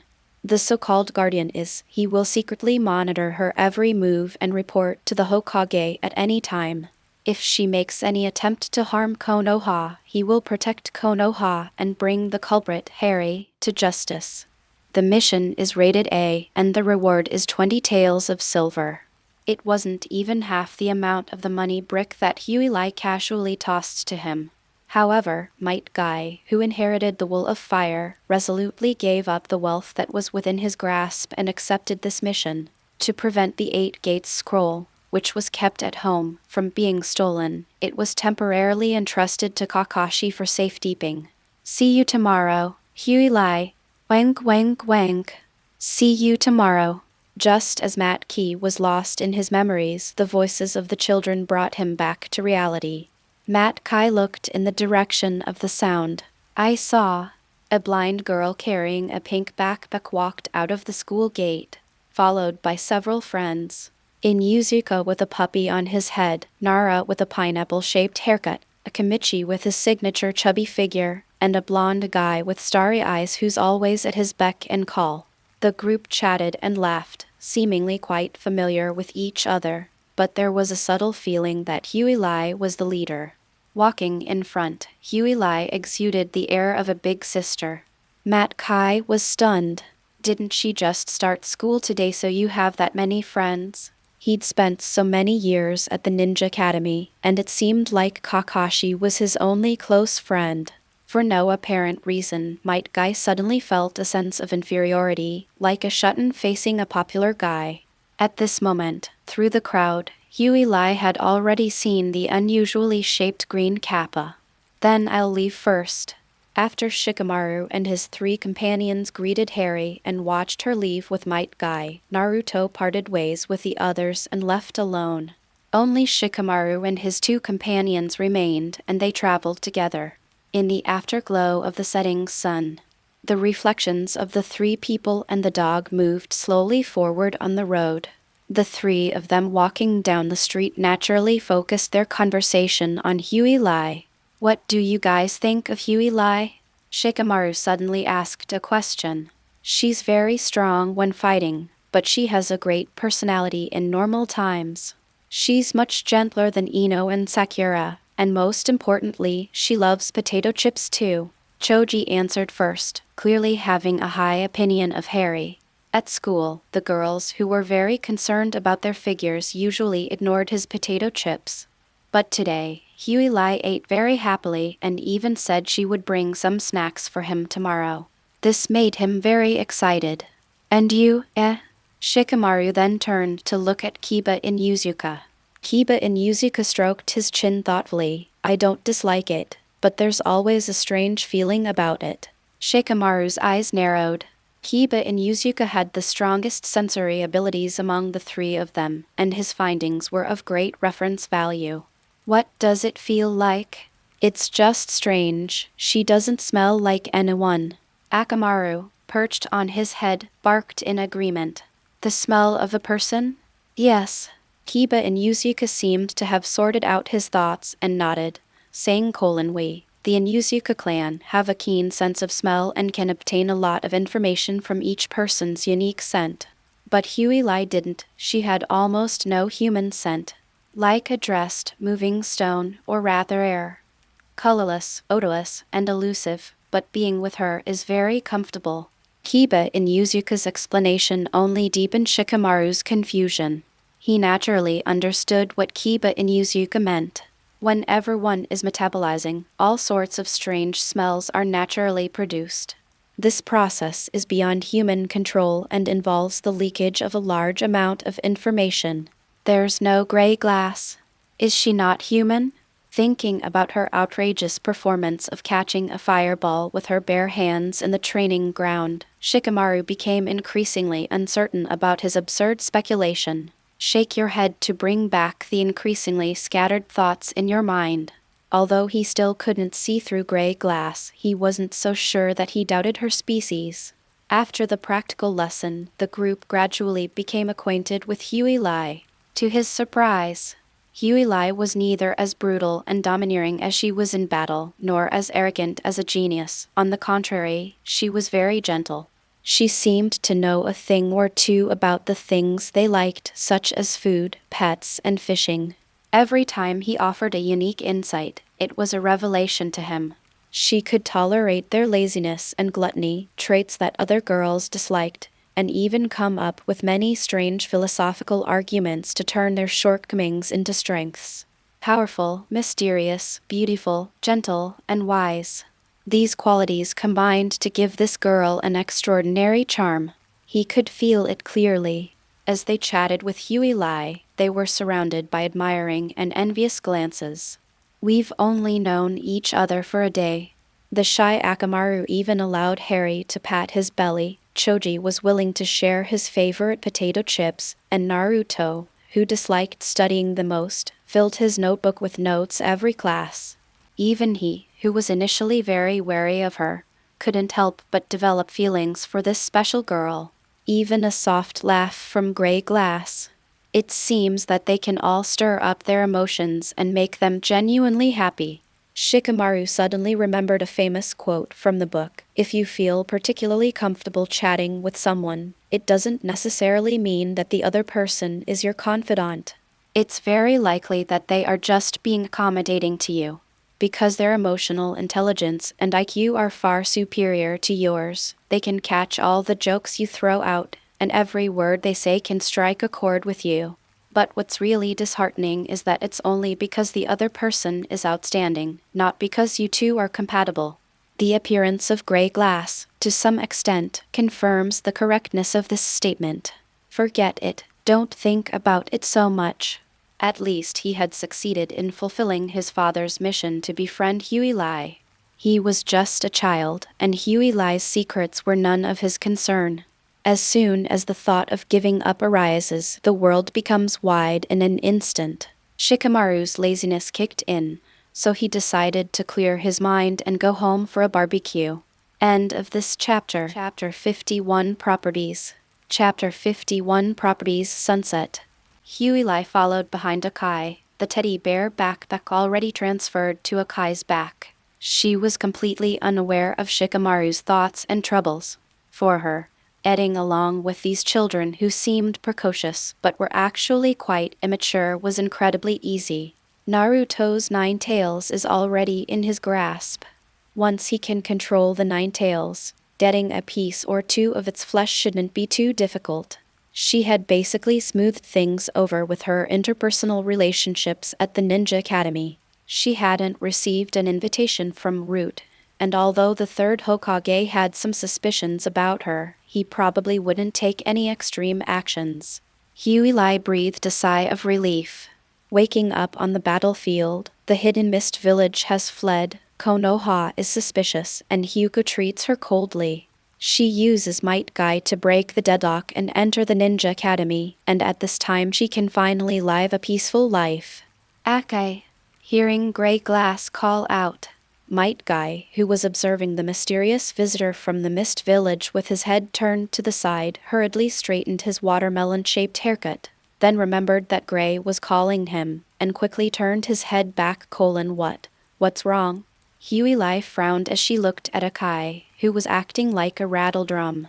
This feeling of panic did Kakashi tell Guy about her while she was at school. Do you know where I can buy chakra test strips? Chakra test strips? They have them at the ninja tool shop. I'll take you there. Might Guy thought for a moment, then led Gray towards the ninja tool shop next to the school. The chakra test strips are made from special chakra sensing wood. This type of tree reacts according to the nature of chakra, and is widely used to measure the chakra nature of ninjas. Hyuga learned about chakra properties at the Ninja Academy today. She suddenly realized that she hadn't measured her chakra attribute yet. It absorbed the power of the three-tailed fox. The water release attribute is confirmed, and the wind release attribute may also exist. As for the remaining three attributes, earth, fire, and lightning, I really don't know if I'll have any related property changes. If she had one, learning ninjutsu would be much easier for her. If not, it doesn't really matter. Changes in nature can be cultivated later in life. To achieve bloodline limit, nature transformation is a required course. If you are not born with it, you can work hard to achieve it. It's just a matter of whether it's more difficult or easier. It lacks the Rinnegan and the Sage body.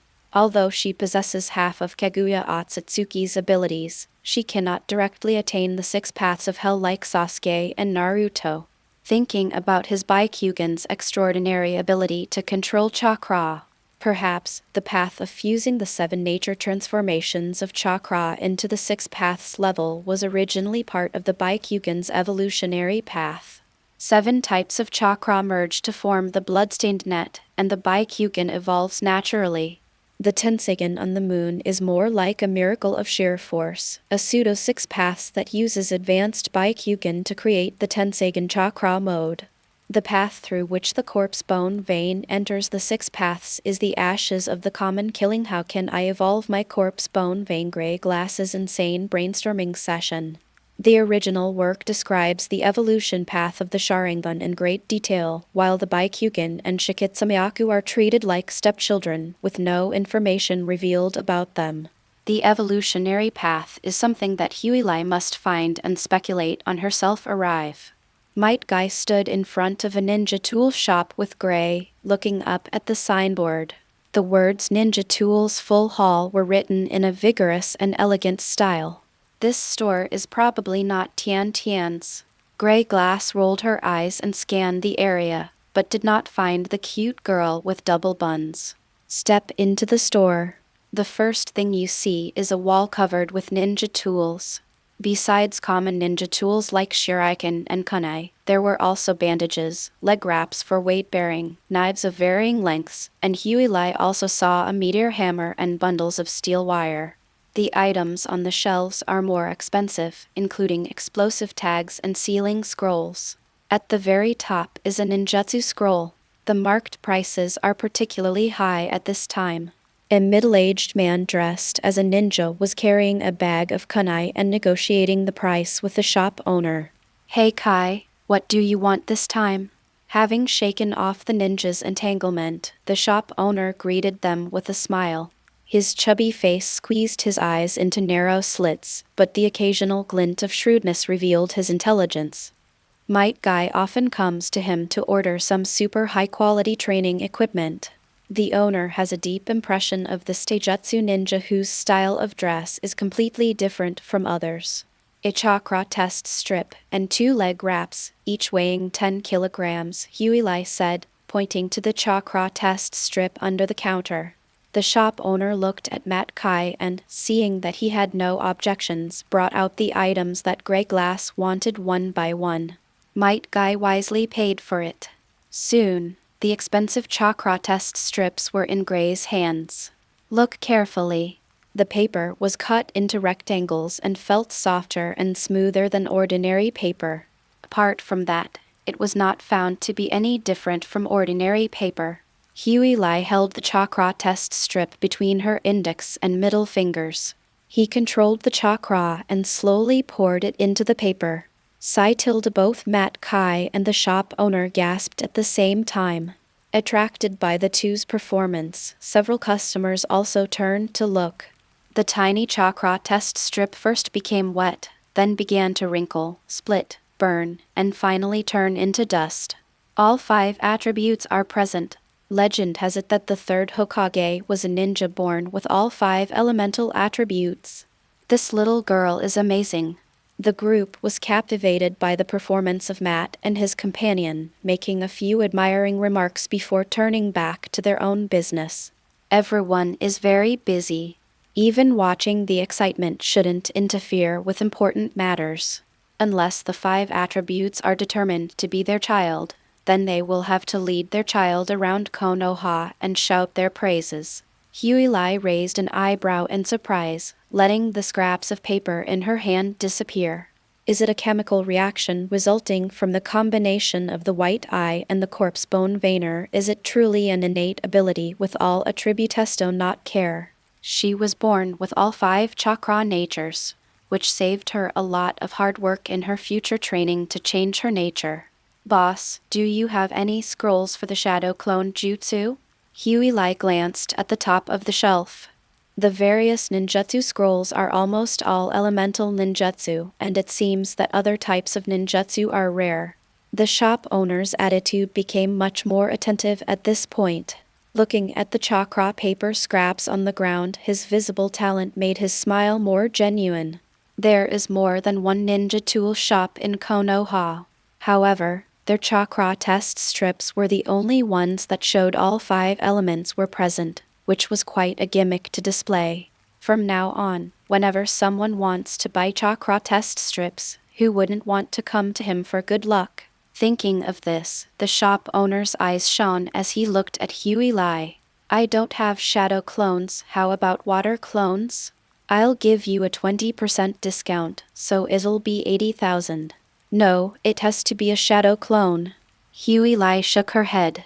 The shadow clone technique, one of the strongest cheat abilities in the original work, is far superior to the water clone technique. The training required to master the 7 chakra nature transformations is something that no single person could accomplish alone. Kaguya Otsutsuki will be resurrected in 10 years. She doesn't have time to take her time. 500,000. Huilai raised her hand and opened her palm. If you can help me find the shadow clone technique, I'll pay you 500,000. If you can find the multiple shadow clone technique, I'll offer 1 million. The shop owner stared at the wealthy and arrogant girl in front of him, his Adam's apple bobbing. They were extremely tempted by the large order in front of them. Ninjutsu scrolls are things that can be very valuable, but they are also just a piece of paper. A single ninjutsu scroll can be copied infinitely and sold to many people, making it a business with virtually no initial investment. With a price of 1 million, he could easily acquire one at a much higher price. He can make a copy himself and sell it to Huilai, which means he did nothing and got a valuable ninjutsu scroll for free. Huilai pulled a thick wad of green banknotes from her pocket and placed it on the counter. This 100,000 is a deposit. We'll come back in 3 days to pick up the scroll of the shadow clone technique. The shop owner hesitated. 3 days might be if you can't do it. I can find someone else. It's just that I have a bad memory. I can't remember exactly which store I bought this chakra test strip from. The shop owner stared wide-eyed at the smiling girl in front of him, feeling as if he had been stripped naked and seen through completely. Okay, 3 days is 3 days. The shop owner gritted his teeth, deciding that he could simply add more money himself. The advertising for chakra test strips is the main attraction. Everything else is negligible! Matt Kai stared at the two of them, completely bewildered. He was still immersed in the chakra test he had just had, and he didn't expect that the two of them had already finished a big deal in the blink of an eye. Gray glass, multiple shadow clone technique seems to be a forbidden technique that cannot be bought or sold. Indeed, I only admire this young lady's unparalleled talent, and it was a personal gift. The shop owner nodded in deep agreement, dragging the heavy leg wraps into Matt Kai's hands. Let's go, Kai. You walk slowly. Looking at the shop owner who was warmly greeting Gray, Might Guy, carrying his leg wraps, felt somewhat out of place as a native of Konoha. End of this chapter. Chapter 52 Confession. Chapter 52 Confession. Having all 5 chakra natures requires the shadow clone technique and multiple shadow clone techniques. Might Guy, carrying his leg wraps, followed behind Gray, his mind memorizing Gray's information. This intelligence would be submitted to the third Hokage in writing the next morning, secretly thwarting Gray's unknown plans. Guy, you know all along, right? Matt Kai, who was deep in thought, answered instinctively, then suddenly looked up. What do I know? Gray continued walking at a leisurely pace ahead, his calm voice booming in Might Guy's ears. That depends on what Kakashi or the third Hokage specifically told you. The two remained silent for a moment as they crossed the street. The afterglow of the setting sun turned golden, and the streets were sparsely populated, yet it seemed as if only the two of them remained. I didn't. You're not suited to be a spy, and you're even less suited to lying. Huey ignored Might Guy's forced calm expression. His deathly gray eyes stared directly at his strong heart, his violently beating heart, and his sweat glands that were constantly secreting sweat, all of which indicated his tension. She noticed Might Guy's abnormality when she bought the chakra test strips. The youthful Matt Kai suddenly became quiet. He didn't ask any questions when buying the leg wraps, and the chakra detection revealed 5 attributes, but he was only surprised and showed no joy. It's quite obvious that Kakashi or the third Hokage have probably already told Might Guy about their suspicions about her. If I'm not mistaken, Might Guy may have also received a secret mission to monitor her, and he was required to keep the secrets of the 8 Gates formation hidden from her, absolutely not revealing even a fraction of them. You deliberately waited for me on the street yesterday, didn't you? Might Guy's heartbeat gradually calmed down.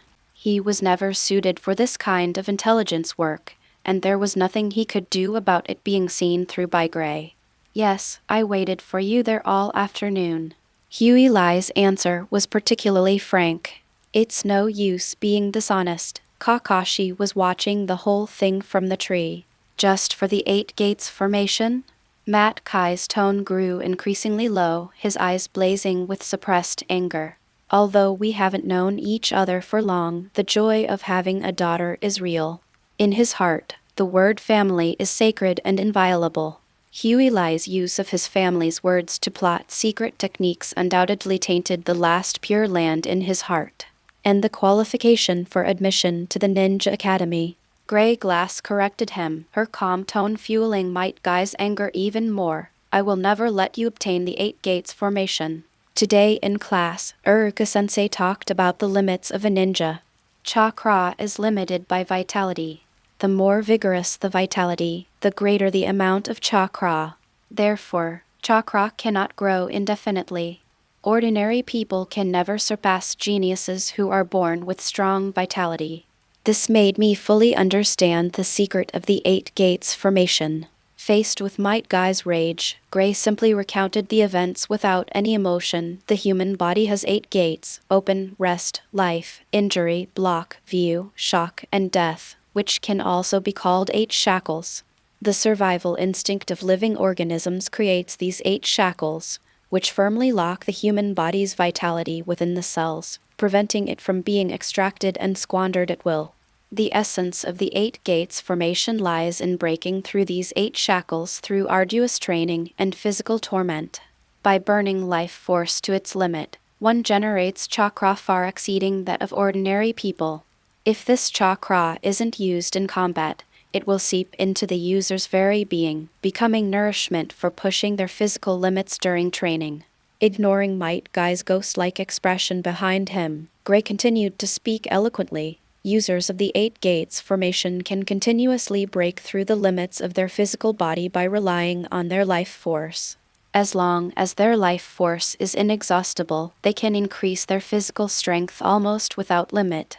A stronger physical body can then control an even greater amount of chakra. The two complement each other until finally all 8 gates are opened, achieving the 8 Gates formation, which surpasses everything.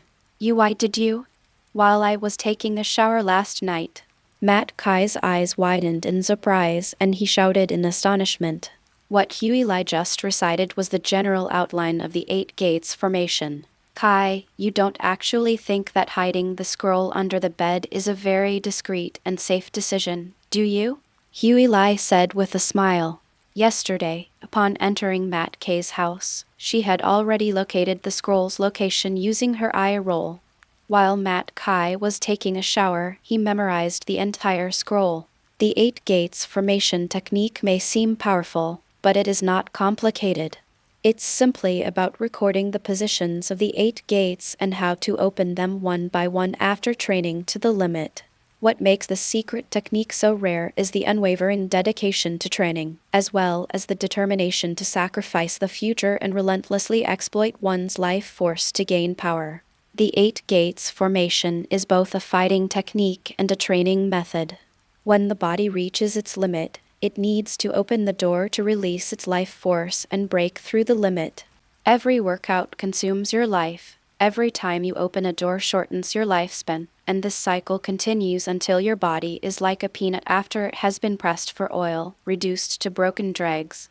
Perhaps today you are as strong as an ox, but tomorrow you will be on your deathbed due to exhaustion of your vitality. Every moment is filled with the shadow of death that could arrive at any moment. Once aging begins, death is imminent. After seeing the 8 gates formation, Huey finally understood why Might Guy and his son always talked about youth, and why such a powerful secret technique was rarely practiced in Konoha. Burning youth is the ultimate secret of the 8 gates formation. You have achieved your goal. Matt Kai's voice was a little hoarse. He even cleverly hid the scroll in Kakashi's house. But little did he know that on his very first night there, Harry had already stolen the 8 gates formation. That was incredibly fast. Can't you even wait one night? Almost. Gray suddenly stopped and turned to face Might Guy.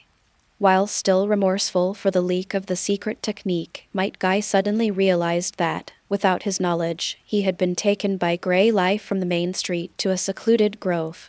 Are you going to kill me? Matt Kai looked around at the desolate woods. There was no one around, making it the perfect place to kill him and cover his tracks. Then, the white cane was left on the ground. Huey slowly took off her white cloak, revealing a black tight-fitting short garment underneath. Hi, my parents and family are all dead. Although I orchestrated our meeting, it is an indisputable fact that you are my only family. Whether it's revenge or escaping pursuit, I need power to cope with potential future disasters. As Huey spoke, she untied the blindfold from her eyes and then tied it back on. Her pretty face, with its slightly prominent brow bone, stood out sharply against the dark cloth. The periosteum hidden beneath the skin becomes increasingly thick. I am not a spy from another village, and I have no ulterior motives for coming to Konoha. I am just a lonely ghost who needs power. Of course, I did deceive you, and I apologize for that. I'm sorry for deceiving your feelings and for peeking at the secret scroll.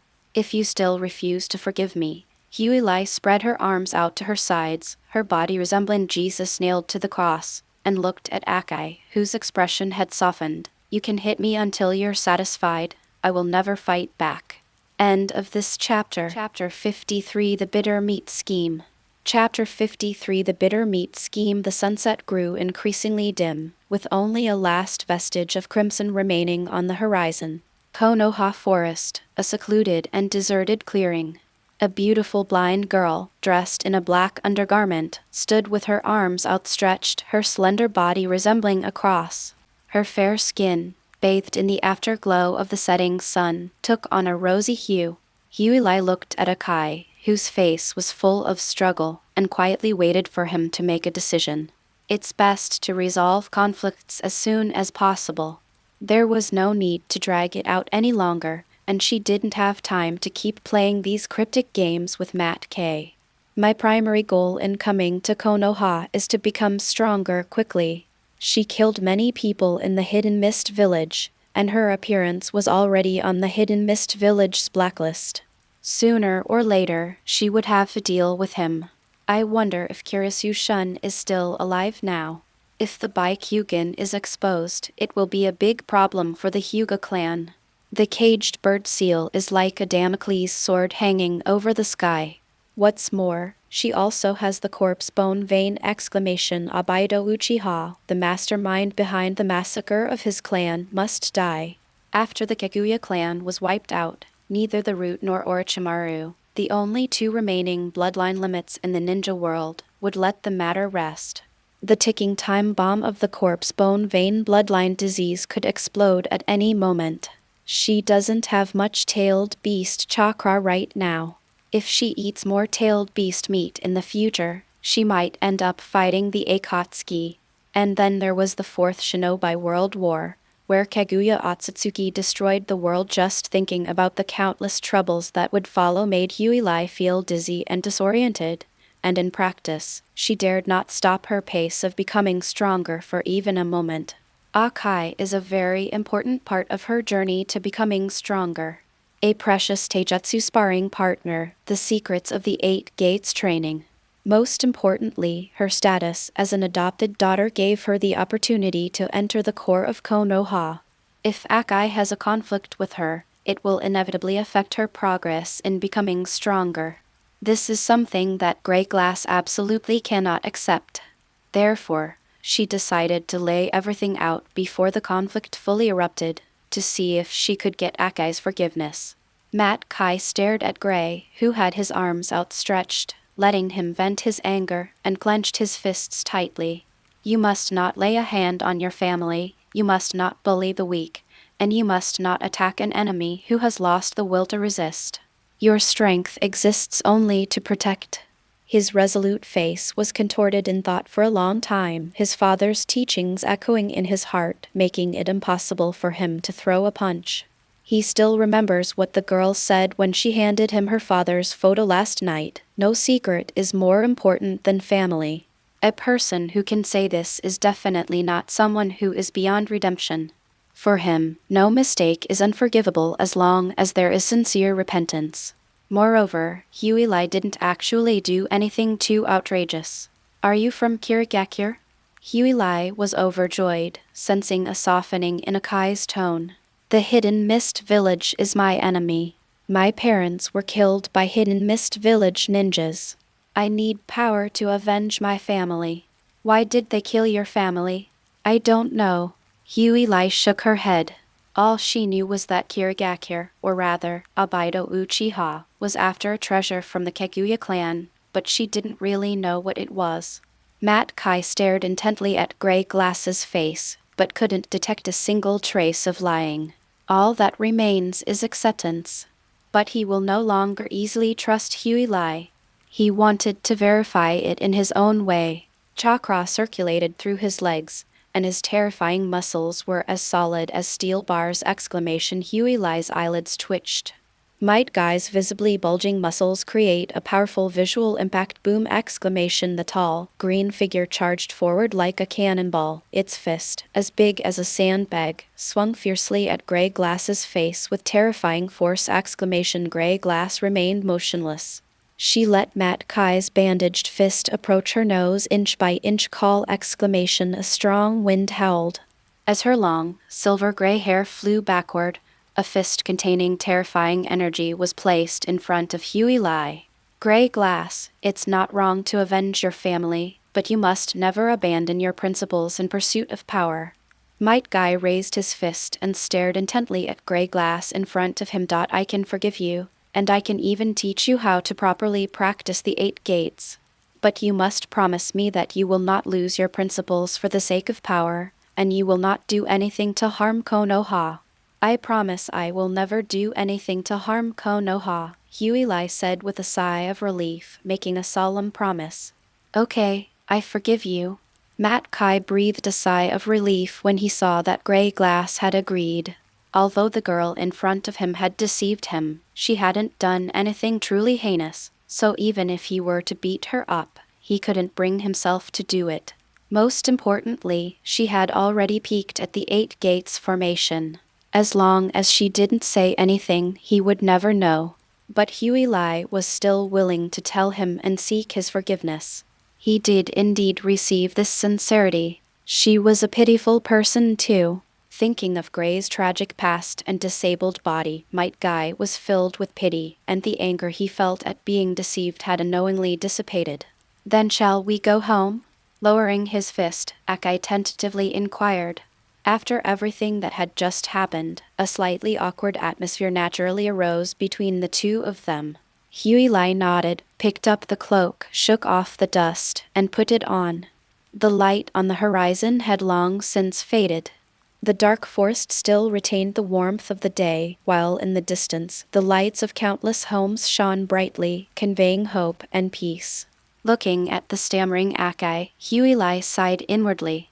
As expected, people like Kai are easily forgiven as long as they sincerely apologize.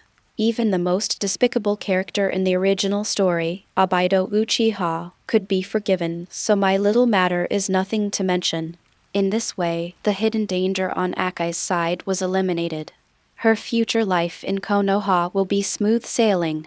Tomorrow she will begin formal training in chakra nature transformation. From now on, she will spar with Guy every day in taijutsu. Once she obtains the shadow clone technique, her strength will increase rapidly. Thinking about the day when things will finally get back on track, Huey could hardly contain her excitement, and her mood improved considerably. Cuckoo! A scream came from the stomach at just the right moment.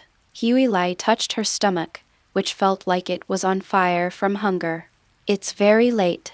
Kai, have you made dinner?" "Of course. I made a huge pot of curry, and it was still simmering when I left." "Oh, all right." Gray nodded and followed Might Guy back to the village. They hadn't walked more than a few steps. The two of them stopped at the same time, look at each other. "Kai, turn off the stove when you leave Gray Glass." "I think I forgot to turn off the stove." They spoke at the same time, and then shut up at the same time. The forest grew increasingly silent far away. Among the myriad lights that twinkle like stars, one house seems to be exceptionally bright. End of this chapter. Chapter 54 Accident. Chapter 54 Accident. By the time Huey and the other person arrived at the scene, the fire had already been successfully contained. Neighbors, dressed in pajamas and slippers, gathered in twos and threes to watch. An unknown ninja passing by spat out a stream of water, completely extinguishing the stubborn flames inside the house. "Kai is back." Matt Kai's hurried return caused a commotion, with the crowd spontaneously making way for him. There's actually no need to give way. Even from a great distance, Matt Kai could already see the billowing black smoke. Step over the crowd. Kara. The charred wooden door was washed away by the water and crashed onto the stone platform in front of it. Inside, it was both burned and soaked in water, like a honeycomb that had been ignited by flames and then submerged in water. Matt Kai stared blankly at his house, now a ruin, then clutched his head and collapsed to his knees. A wave of remorse pounded against his brain like a series of heavy hammer blows.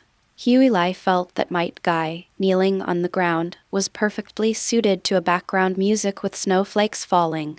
"That's horrible!" He was deceived in love, his secret techniques were stolen, he was morally blackmailed, and his house was burned down. Even Gray Glass, the instigator, couldn't stand it anymore. He stepped forward and patted Might Guy on the shoulder. "It's okay, Kai, don't be sad. I'll just buy you another house." Might Guy stiffly turned around and looked at Gray, who was still comforting him, his expression almost tearful. "Gray, all your money is in their thump." Upon hearing this, the silver-haired, blind girl who had just been comforting others also collapsed to the ground. He rolled his eyes, unwilling to give up, and continued to patrol the ruins. The floor tiles, baked by the high temperature, developed crystalline patterns, and the edges of the charred wooden doors and windows were completely cracked. In such an environment, cash and banknotes were burned to ashes by the fire.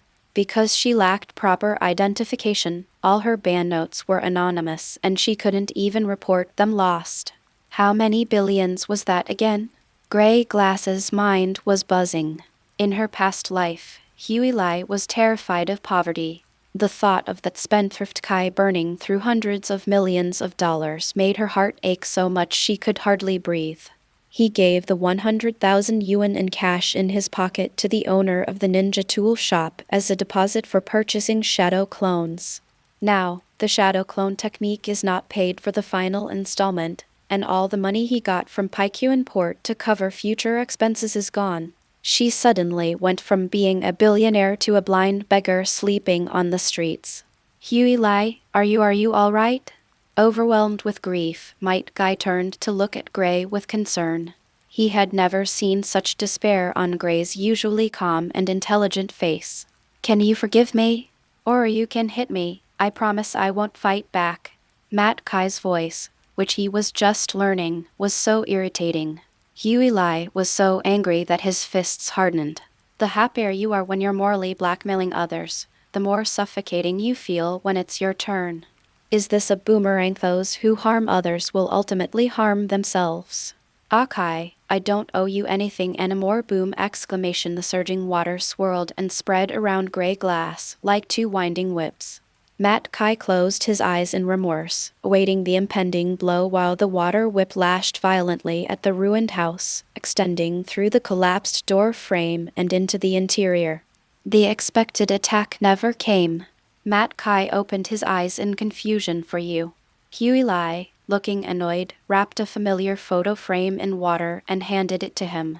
The outer edge of the frame was charred, but the photo inside was undamaged except for being slightly yellowed. This Matt Kai took the photo of himself and his father with delight, then looked up at gray glass, and was so moved that he couldn't speak for a moment. You owe me $1 billion. Prepare to work for me for the rest of your life to pay off your debt. Seeing Gray raise his hands, palms facing outwards as if about to unleash dust release, Might Guy almost cried. After a long silence, he could only nod heavily in resignation. So, you mean you want to stay at my house for a few days? Kakashi, who was squatting at home slurping instant noodles, looked at Might Guy leading the blind girl he had been monitoring for the past few days, standing in front of him, crying and pleading. He scratched his head helplessly. As the head and sole member of the Headache clan, he was indeed capable of taking on the role of this father and daughter. The key is Kakashi's only exposed dead fish right eye looked at the blind girl standing behind Might Guy, whose eyes were completely covered. He felt unsafe letting unidentified people into his home. You absolutely have to help me. Seeing Kakashi hesitate, Might Guy, with snot running down his face, had his thick eyebrows forming a pitiful inverted V shape. Single parent with a child, living in abject poverty, and burdened with an additional debt of 1 billion yuan, his life was already teetering on the brink of collapse. Seeing that Might Guy's snot was about to fall, Kakashi had no choice but to agree in his predicament. I do have a few empty rooms in my house. Okay. That's fantastic. Kakashi, you truly are my best friend. Might Guy jumped up excitedly, grabbed Kakashi's arm, and shook it vigorously. Alas, Kakashi quickly covered the instant noodle cup with his hand in disgust, afraid that Might Guy's snot would get inside. Huey Lai was at a loss for words in the face of this situation. After Might Guy reluctantly accepted the 1 billion yen debt, the flames were completely extinguished by a kind-hearted water-style ninja. Soon after, Konoha officials arrived to investigate the situation. The fire did not spread very far. The incident mainly occurred at Akai's own home, and there were no casualties. The neighbors did not suffer any losses, but the houses were damp due to the subsequent water rescue.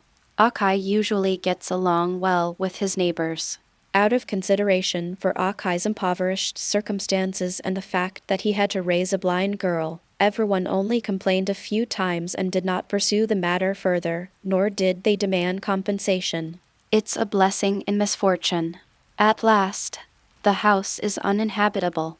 With little money left and starving, Might Guy had no choice but to take her to the Headache clan's territory to seek help from his friend Kakashi. Harry is certainly no stranger to Kakashi Headache. Konoha technician, copy ninja, Kamui Manjikayo Sharingan, nicknamed Headache 50/50. She instantly realized the opportunity. At the Ninja Tool Hall, she discovered that she possessed all 5 nature transformations, a rare treasure, and was simply lacking a good ninjutsu teacher. Kakashi is proficient in all 5 natures and knows thousands of ninjutsu. Isn't this like bringing a pillow when you're about to fall asleep? What would you like to eat? Kakashi quickly shoveled down 2 mouthfuls of instant noodles, then glanced at Might Guy, who was staring longingly at the noodle cup in his hand, and realized that the 2 poor guys hadn't eaten dinner yet. What do you have at home? Matt Kai asked, rubbing his hands together. Kakashi thought about the food supplies at home, only instant noodles. Okay, give me 5 packs of instant noodles. Matt Kai raised his hands. After a long day of training and the events of the night, his stomach was churning. Kakashi put down the instant noodle cup he was holding and started rummaging through drawers and cabinets. There's so much. Can the 2 of you finish it? This is mine. What about gray glass? Faced with Kakashi's question, Huey thought for a moment, not wanting to scare him on their first visit, and said after a little consideration, let's not eat too much tonight. Let's start with 10 buckets. Kakashi pulled a box of instant noodles from under the cupboard and froze. Turning around, he saw 2 overly familiar, lazy bums already sitting on the table, eagerly waiting. Sudden, I don't really want to take them in anymore. End of this chapter. Chapter 55 Sparring. Chapter 55 Sparring. Early morning boom! Boom. The once quiet and desolate Haddock clan has become noisy. The constant, loud thuds shattered Kakashi's sleepiness. Aha! I yawned and crawled out of bed. Get up, get dressed, and draw back the curtains. Golden sunlight illuminated the dark bedroom. Shielding his eyes from the glaring sunlight, Kakashi squinted and looked out the window, puzzled. On the empty training ground of the Haddock clan, a small figure wearing a white cloak stood in the center of the arena, surrounded by green figures that kept flashing and turning into afterimages. It was Gray Glass and Might Guy. What are these 2 doing here so early in the morning instead of sleeping? Morning exercise? Kakashi tidied his messy hair, filled a basin with water, and decided to brush his teeth while watching from the window. Whizzing. Might Guy's figure kept flashing in and out of the space around Gray Glass. All the tentative kicks were easily blocked by Huey call! The wind howled. The green figure suddenly solidified behind Gray Glass. Twist your waist and turn your hips. Kick. Woo! There were no superfluous movements. The physical skills honed through countless trials could only be described as clean. The terrifying whip kick evacuated the air into a vacuum. Before even the wind could be heard, the toes were already close to Gray Glass's slender neck. Konoha's powerful whirlwind. Kakashi's Sharingan spun rapidly as he silently recited the name of the technique. Having frequently faced challenges from Guy, he was intimately familiar with it. This is Akai's starting stance when he's serious. Extremely fast. From the moment the kick is extended to the moment the enemy is killed, the reaction time is no more than 1/16 of a second. Due to its immense power, even if it is successfully blocked, ordinary taijutsu-type chunin will immediately lose the ability to resist, making it an absolute scapegoat for weaklings. How will Huey block this attack? Kakashi had already devised a strategy in his mind and was watching with great interest whether Harry's response would be the same as his. He beat up a Jonin at the Ninja Academy so badly that he was hospitalized before he even enrolled. This is a feat that even he has never accomplished. His curiosity about this mysterious, genius blind girl was also extremely strong soon. Kakashi's curiosity, along with the confusion he had when he woke up, was answered. Her fair arms, as white as fresh lotus roots, stretched out in front of her neck, seemingly slowly but actually quickly. Boom! The muscular thighs collided violently with the fair, fleshy forearms, producing a muffled, thunderous sound that made Kakashi, who was brushing his teeth, grimace. It felt as if Huey was about to be sent flying backwards by a blow in the next second. However, reality was completely different from what Kakashi had imagined. Faced with such a terrifying attack, Huey simply shuddered to absorb the force. Subsequently, twist your waist and rotate your hips. Kick. Woo! Exclamation. The same physical movements, equally clean and harmonious, with pure power. The only difference was that Gray's leaf whirlwind seemed to be heavier. The Tomo in the Sharingan spun faster. Kakashi keenly noticed that Gray's leg techniques were different from Guy's.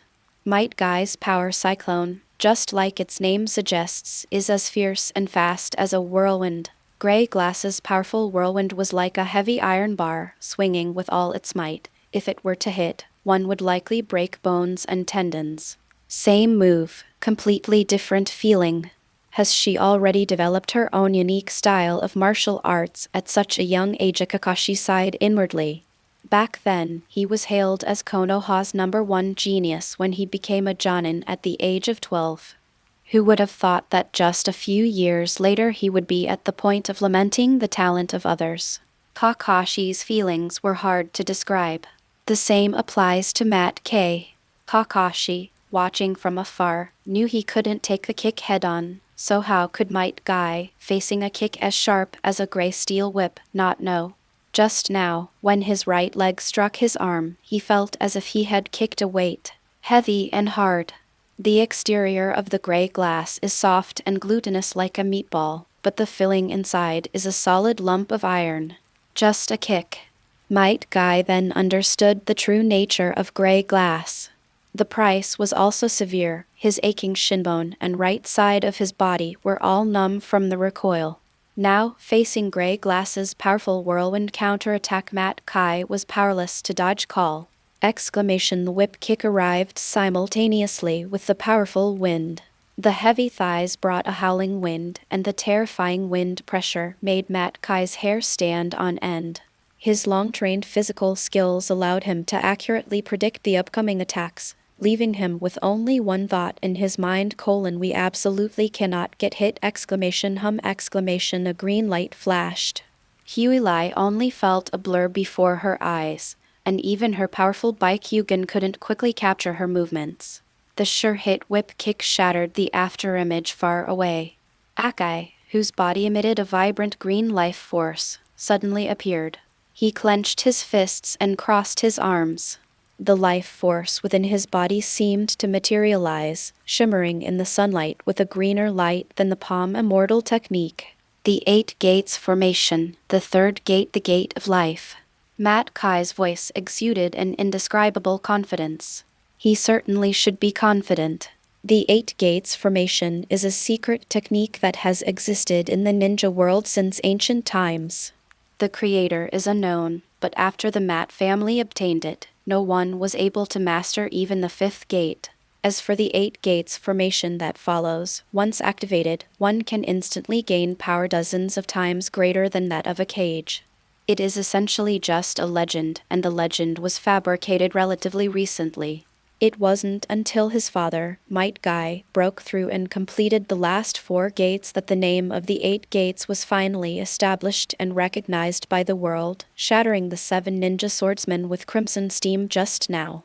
With the sudden opening of 3 gates, he had undoubtedly surpassed his father, the ancestors of the Might family, and even the creator of the secret technique. So how exactly do you open those 8 gates? Huey's white eyes have been pushed to their limit. Might Guy's chakra, meridians, blood vessels, muscles, everything within him was exposed before her eyes. 3 bright spots of light inside the body resembled stars. Open the door, unlock the brain's limitations on the body, and you can unleash 100% of your power. Repairing the door shields me from the fatigue and pain in my body, allowing me to fully immerse myself in the battle. The Gate of Life fully stimulates vitality and improves physical fitness in a short period of time. She had memorized the secrets of the 8 gates perfectly, and even had the strongest master of the 8 gates demonstrate them to her, yet she still couldn't figure out how to open those 3 gates. Looking inward with a disdainful gaze. The glowing spot on Akai's body also corresponds to certain acupoints within her body. but no matter how she tries to stimulate them with chakra, they seem unable to be opened. How is this going? Her body was completely controlled by the power of the Byakugan, so opening the 8 gates should have been very easy. Constant training, pushing your body to its limits, will automatically open the 8 gates. Might Guy, his blood boiling, loudly revealed the secret of the 8 gates to gray glass. This prompted Huey to roll her eyes. Saying it is the same as not saying it. Why can this open the 8 gates? Her body is structured differently from that of ordinary people. The power of body control allows her to completely block out pain and train her muscles until they stop working without any problem. She had already secretly tried it out on the very first day she obtained the 8 gates formation. It's completely useless. That's why I had Akai accompany her for combat training this morning. Initially, they trained in the physical techniques of Konoha Gauken. Although the Byakugan doesn't have the same copying ability as the Sharingan, with its strong physical foundation and superhuman body control, learning the Konoha fist, which even the idiot Might Guy can learn, is a piece of cake. It was just a morning practice session. He had already mastered the Leaf Cyclone, the Great Cyclone, and the Power Cyclone. The only thing Huey desperately wanted to learn was the 8 gates formation, but she could never quite grasp it. Akai's crude method of opening the 8 gates was very unsettling for Gray, who was used to finding the principles and taking shortcuts. As for physical exercise, she doesn't need that kind of thing at all. Muscle growth comes from supercompensation after high-intensity training, but with her physical control, muscle growth depends entirely on whether she wants it or not. As long as there is a sufficient supply of chakra within the limits of her bone structure, she could easily reach the strength limit for this body type in a day. For her, exercising was the most meaningless thing in the world. Old dang, you must have some hidden secrets. Huey looked at Akai with a firm tone. She couldn't believe that someone like Matt Key could learn a technique that she couldn't. He must be hiding something. End of this chapter. Chapter 56 Physical Liberation. Chapter 56 Physical Liberation. Everything he said was true. Just as Akai was wondering how to explain to Huey, a slightly lazy voice came from afar. The two looked over. Kakashi Hadake, already fully dressed, walked out of the room behind him. Kakashi, you're awake, Matt Kai said with delight. It's hard for him not to wake up. Kakashi yawned, his eyes still blurry with tears. Guy, were you just teaching Kairi the 8 gates? Matt Kai certainly understood what his best friend meant. Yesterday, Kakashi told him that there was something unusual about Harry's identity and that he should be careful not to reveal the 8 gates formation. For this reason, he even put the scroll in Kakashi's hands for safekeeping. It's perfectly normal to subtly inquire about something after waking up in the morning and finding that he had broken the agreement. I have already apologized to Akai. Huey smiled at Kakashi, indicating that she had already confessed to Might Guy. Oh, Kakashi looked at Guy and saw him nod, so he simply stopped bothering with Guy's affairs.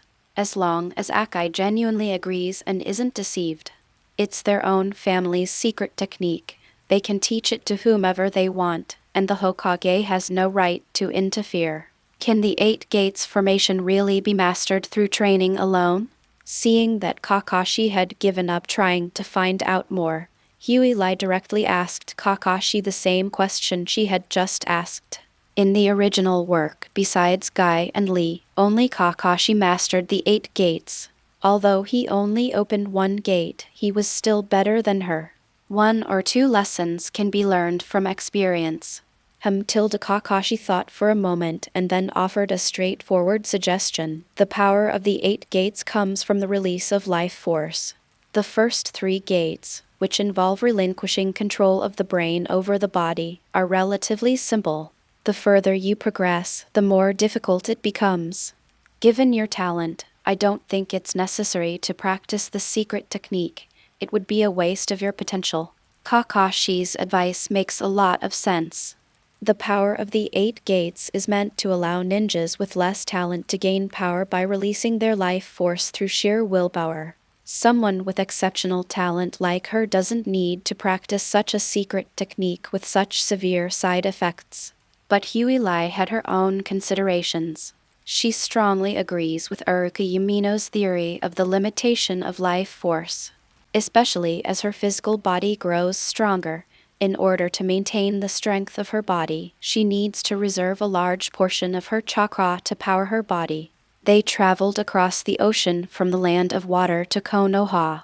Over the course of this month, her physique has been continuously strengthening, and her structure has been getting closer and closer to perfection through repeated optimization. Her chakra, which had reached the level of a jonin, was silently declining. According to her own rough estimate, barring any unforeseen circumstances, her future chakra reserves will likely be sufficient to reach the cage level, which would be roughly the limit. No way. Without chakra as a support, even if she completely fused the 7 chakra natures, she probably wouldn't be able to condense a truth-seeking ball. Devouring the flesh of a tailed beast would be difficult and dangerous for her before she reached the cage level. The remaining options are either to find a way to obtain the cells between the columns. Alternatively, one can only focus on mastering the 8 gates formation. She had no choice. The 8 gates is indeed the ninjutsu I need, and I can accept any price, Huey said solemnly, seemingly infected by the determination in Huey's tone. Even Kakashi couldn't help but become more serious. Akai, standing to the side, needs no further explanation. The flames of youth were already burning brightly in Guy's eyes. That's right. That's exactly it. The most important thing in training the 8 gates is this do-or-die spirit. Kakashi glanced at the hot-blooded idiot beside him, but didn't refute him. Facing the puzzled Huey, he slowly said, "The human body possesses a switch called a limiter, and the name of this switch is the will to survive." Survival instinct. Huey seemed to have realized something. All living things in the world possess the same survival instinct. The so-called 8 gates formation is about constantly torturing the mind and body, training the will, and utilizing this survival desire that we have since the beginning of life. Muscles can get injured when they exert their full power, so the brain subconsciously hides that power and tries its best to protect you. Burning your life will lead to death. Your body instinctively resists this power. Only through constant training, taming your instincts, and achieving physical liberation can you obtain infinite power that transcends life and death. There are absolutely no shortcuts. Kakashi finished explaining his understanding of the 8 gates in one breath, his tone resolute.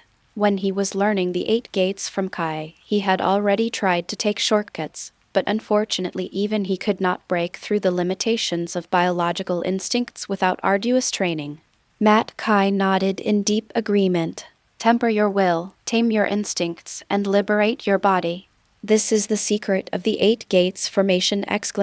To think you can take a shortcut to master the 8 gates formation is pure fantasy. After the two of them explained together, this time, Huey finally understood. The purpose of tempering one's will and opening the 8 gates is probably to tame some kind of unconscious behavior. Human survival instincts are unconscious behaviors. The body instinctively doesn't want to open the 8 gates because it believes this ability is harmful. The true location of the 8 gates can never be found through subjective consciousness alone. This instinct is the fundamental logic of life, something that even the person themselves may not be aware of. Training the body and tempering the will are to push the body to its limits and artificially create adversity. In adversity, the will to survive erupts. In order to survive, life will briefly loosen these shackles, getting through the immediate difficulties before worrying about what comes next.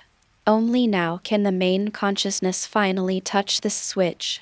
The practice of the 8 gates formation is about constantly turning on and off switches. Eventually, the body will remember this feeling, and over time, it will be able to control it freely, so that you no longer have to push yourself into a corner every time. The principles of the 8 gates formation have been understood. Huilai calmed herself down once again. Gyudong! Gyudong! The heart pumps slowly and powerfully, and blood flows through the body along the blood vessels. Nutrients enter the cells and are converted into energy, while metabolic waste is released from the cells and enters the blood to complete the circulation. A perfectly normal metabolic process. Huilai's eyes narrowed. Roll your eyes. The deathly pallor in his eyes suddenly spread downwards. It was as if a refrigerator that had been shut down for a long time had suddenly been plugged in. The perfectly normal flesh and blood were rapidly activated by the stimulation of the pupil power, emitting bursts of buzzing. Blood vessels crawl, fascia surge. The tissues and organs begin to deform and activate, rejoicing. Faced with the twisted and chaotic state within her body, which resembled a raging inferno, Huilai remained calm. This horrifying hellish scene was simply her daily routine. Next comes the highlight. Since the essence of the 8 gates is to push the body to the brink and break through its limits, why don't I just put my body in a desperate situation? Exclamation. With the enhancement of his pupil power, the invisible will swiftly took control of these bodies that had already submitted. However, the shackles that Akai mentioned have yet to appear. Pursue the limits, create adversity.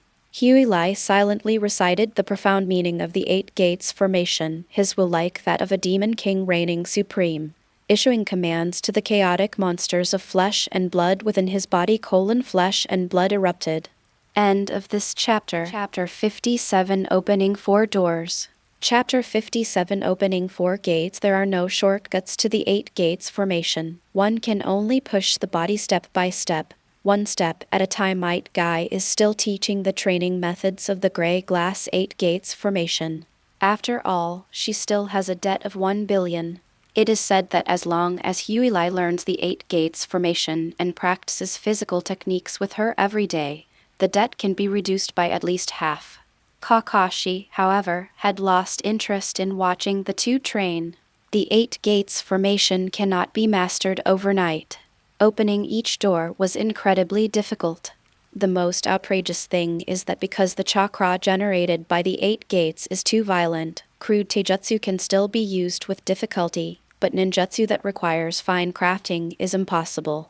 For Kakashi, a Konoha technician, the 8 gates formation was particularly useless. The most terrifying thing was that when he went to the toilet with Kai, he saw Kai's little peanut. The cost of exploiting life force is truly shocking.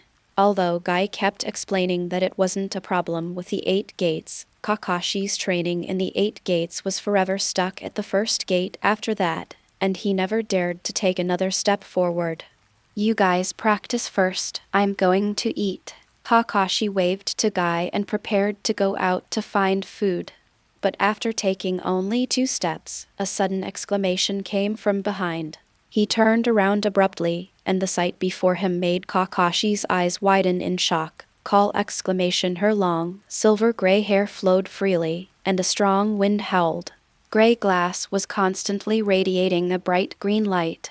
Buzz, buzz! The green light flashed repeatedly, and the scattered life radiance seemed to converge like a spotlight, forming a dark green light film on the body's surface.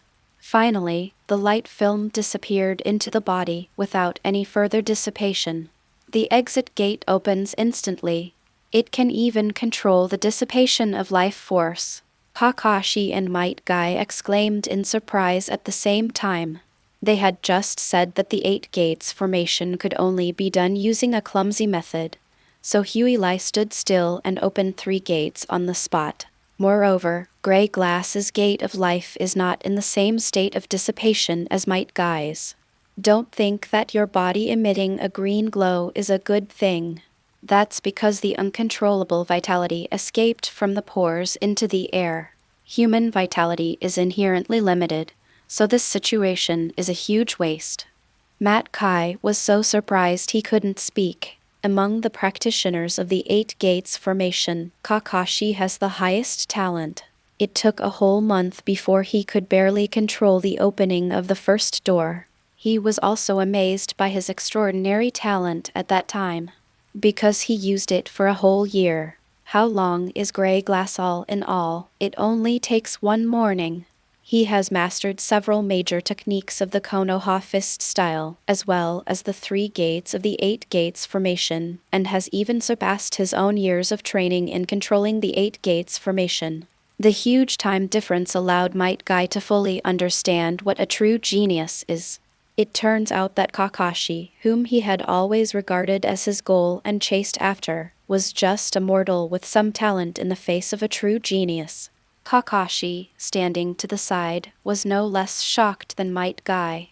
They didn't care about the loss of chakra.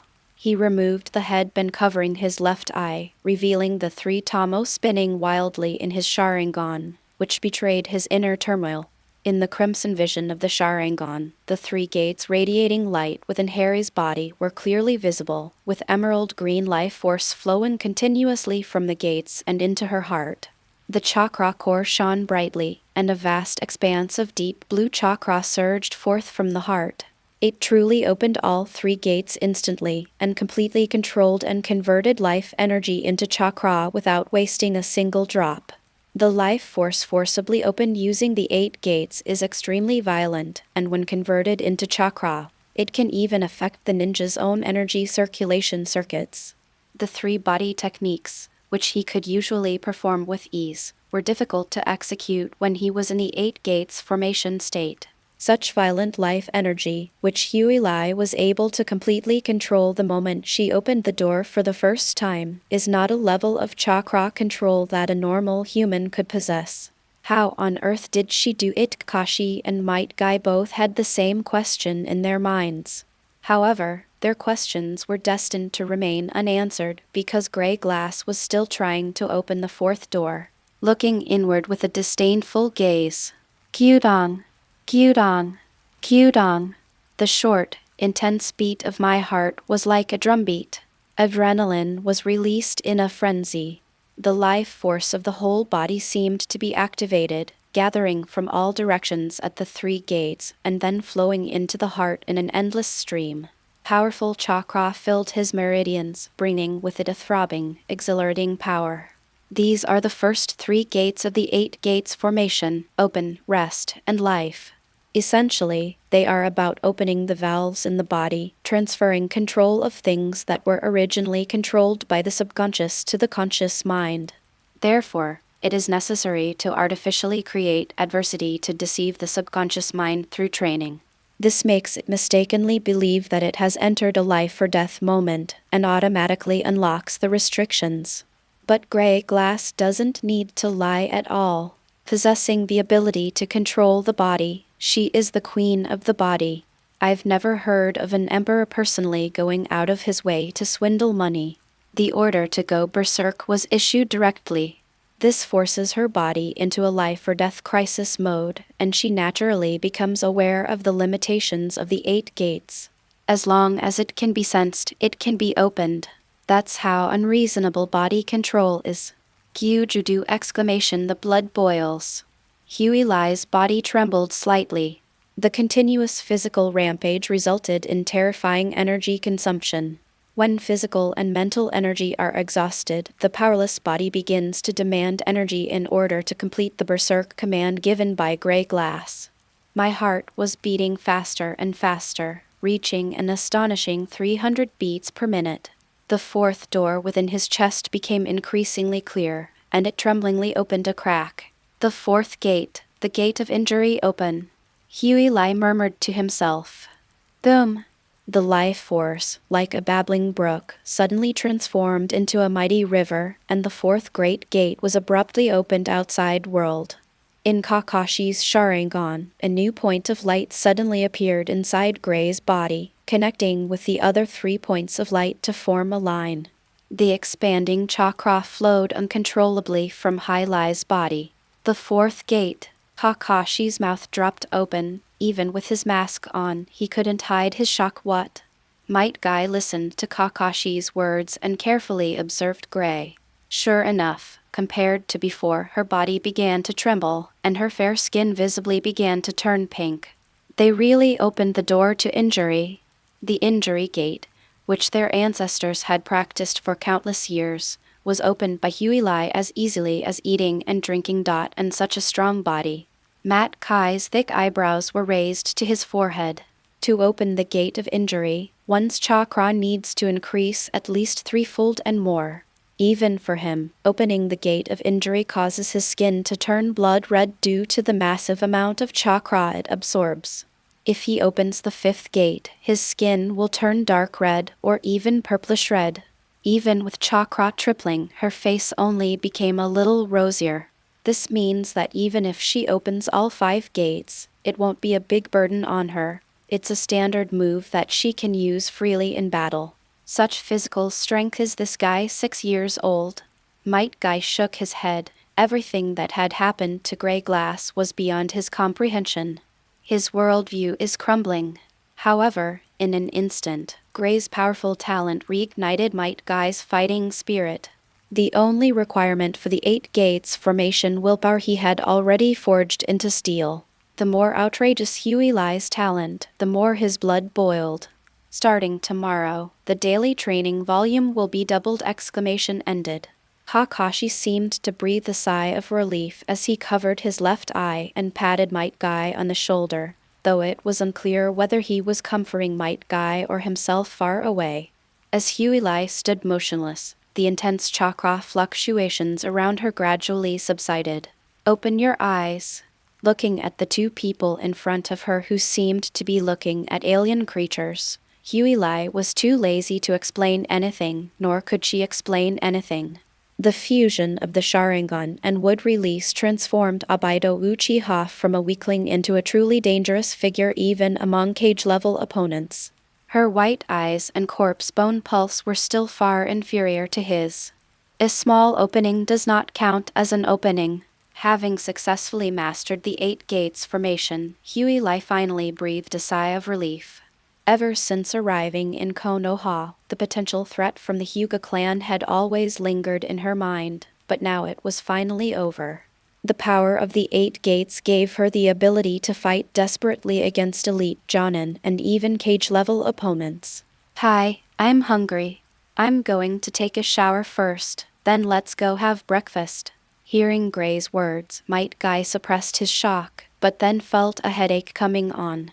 Grey Glass is small in stature, but has an appetite larger than 10 adults. This morning, another morning exercise, another 4 gates open. How much breakfast must he be eating? The real problem is he's penniless right now, not a single penny to his name. Thinking about it, Might Guy suddenly turned to Kakashi. Kakashi, want to have breakfast together later? Okay, Tilda. Unaware of the danger, Kakashi was still pondering how Harry opened the 4th gate, completely oblivious to the fact that his good friend had already set his sights on him. Could you lend me some money? Kakashi, who was about to agree, looked up alertly when he heard that he needed to borrow money. Might Guy flashed a set of gleaming teeth, rubbing his trouser legs with both hands, a faint blush appearing on his honest face. Beside him, the blindfolded martial arts monster was ravenously waiting to be fed. Kakashi then remembered that Guy had just burned down his house yesterday and was indeed short of money. Hey Tilda, Kakashi sighed deeply. In Konoha, Guy was his only friend. With a heavy heart, Kakashi pulled out his wallet, counted the money, and then simply threw the wallet and all to Might Guy. Remember to pay me back. Wah, Tilda, Kakashi. You're amazing, Tilda. Might Guy hugged Kakashi tightly and wouldn't let go. Seeing that Mat Kai had successfully borrowed money for breakfast, Grey nodded with satisfaction and turned to go back to her room to take a shower. There were 3 purposes for my morning exercise this morning. Konoha's fist style, the 8 gates technique, and waking up Kakashi from his lazy sleep, borrowing money for food, and ideally getting Kakashi to treat him. Don't be so touched, Kai. You've been wiping your nose all over the place. I'll treat you to breakfast today, okay? He saw Kakashi's disgusted expression behind him. With a towel draped over her shoulder, Huilai gave a thumbs up to Guy, who was clinging to Kakashi. End of this chapter. Chapter 58 Intelligence. Chapter 58 Intelligence. Breakfast was paid for by Kakashi, Akai, and Huili. Two big eaters skilled in physical combat were having a great time eating and drinking to their heart's content. Huey didn't eat Kakashi's breakfast for nothing. She gave Kakashi some important information: take the scroll of shadow clone technique to the ninja tool master shop and sell it. You might get a cash reward of up to 500,000, and if it's multiple shadow clone techniques, it could even reach 1 million. Kakashi was immediately tempted. He knows both of these ninjutsu, one is B rank and the other is A rank. These are all general-purpose ninjutsu that are permitted to be disseminated by the ninja villages. The principle and hand seals are similar, but the multiple shadow clone technique consumes more chakra and has a higher limit than the shadow clone technique. Because of its high difficulty in cultivation and its high side effects, it is listed as a forbidden technique. However, forbidden techniques do not mean that they cannot be practiced. It just means that ninjutsu marked as forbidden techniques should be practiced with caution. In the war-torn ninja world, what is forbidden or not? Any ninjutsu that can kill is a good ninjutsu. Normally, the shadow clone technique could sell for around 100,000 to 200,000. After all, water clone and earth clone are not bad either. The only advantage of shadow clone is that it does not require nature transformation and its versatility is acceptable, making it a relatively mediocre ninjutsu. 1 million is no small sum. The maximum reward for a single A-level mission is only 1 million. This kind of mission is extremely dangerous. Even a jonin would find it difficult to escape unscathed. Secondly, it is very difficult to complete alone, as the reward is substantial, leaving little for the teammates. 10% of the leaves are extracted. A portion of the individual income tax will be collected again. Finally, after deducting the time and cost of travel, medical care, accommodation, and ninja tool consumption after working yourself to the bone, you'd be lucky to save 100,000 after a mission. If the intelligence is accurate, this wave could be equivalent to 10 A-level missions at most. Kakashi memorized the information provided by Harry. There was absolutely no doubt. At this point, Hyuga defeated Kazama Etsu first, and then instantly opened all 4 gates. Kakashi's attitude towards Hyuga has changed from looking down on him to looking at him at eye level, and now he is subtly looking up to him. Recognition of ability and talent gradually shifts to trust. With her strength, there's no need for her to lie about such a trivial matter. That's Kakashi's current thought. Kakashi profited, and Harry didn't lose out either. There's no way she'll get the 100,000 yuan deposit back, and she doesn't have the money to pay the remaining balance right now. He is soft on people, but short on mouth when eating people. Kakashi made a fortune from her information, so it wouldn't be a problem for her to go to Kakashi again and get the shadow clone technique for free. In the process, she spent 100,000 yuan to learn the shadow clone technique, which boosted Kakashi's favorability. With Kakashi's accumulated ninjutsu skills, the subsequent elemental ninjutsu was also in the works. The ninja tool shop owner didn't lose money either. This morning, while passing by their shop for lunch, I saw advertisements for their chakra test strips that showed 5 different attributes. These ads were plastered everywhere, attracting a large crowd. Some people questioned whether it was true or not. The shop even invited ninjas who had been watching the ninja tool shop at the time to provide corroboration, and business immediately boomed. It can be said that gray glass created a win-win-win situation. Had breakfast. The 3 of them went their separate ways. Kakashi, already tempted, went to the ninja tool shop to gather information and sell ninjutsu. Huey went to school alone with her school bag on her back. To pay off his debts and support his family, Might Guy went to the 3rd Hokage to hand over information about Hyuga. He wanted to earn a commission fee first, achieving a win-win-win situation for all 4 parties. However, the process didn't go as smoothly as he had imagined. Konoha building. Hokage's office dong. The dark brown pipe kept hitting the table, and clumps of black ash poured out. Behind the large, long desk, As Hiruzen Sarutobi wiped away the ashes, he looked at the report in his hand. The furrows on his forehead were so deep they could trap a fly. The Uchiha clan is becoming increasingly restless. The Uchiha clan members who were away on missions were recalled one by one, and various clan meetings were held every 3 days. At this time, Itachi Uchiha could not gain trust, and they could not receive specific information. The information I have comes from the root organization, which constantly monitors the Uchiha clan.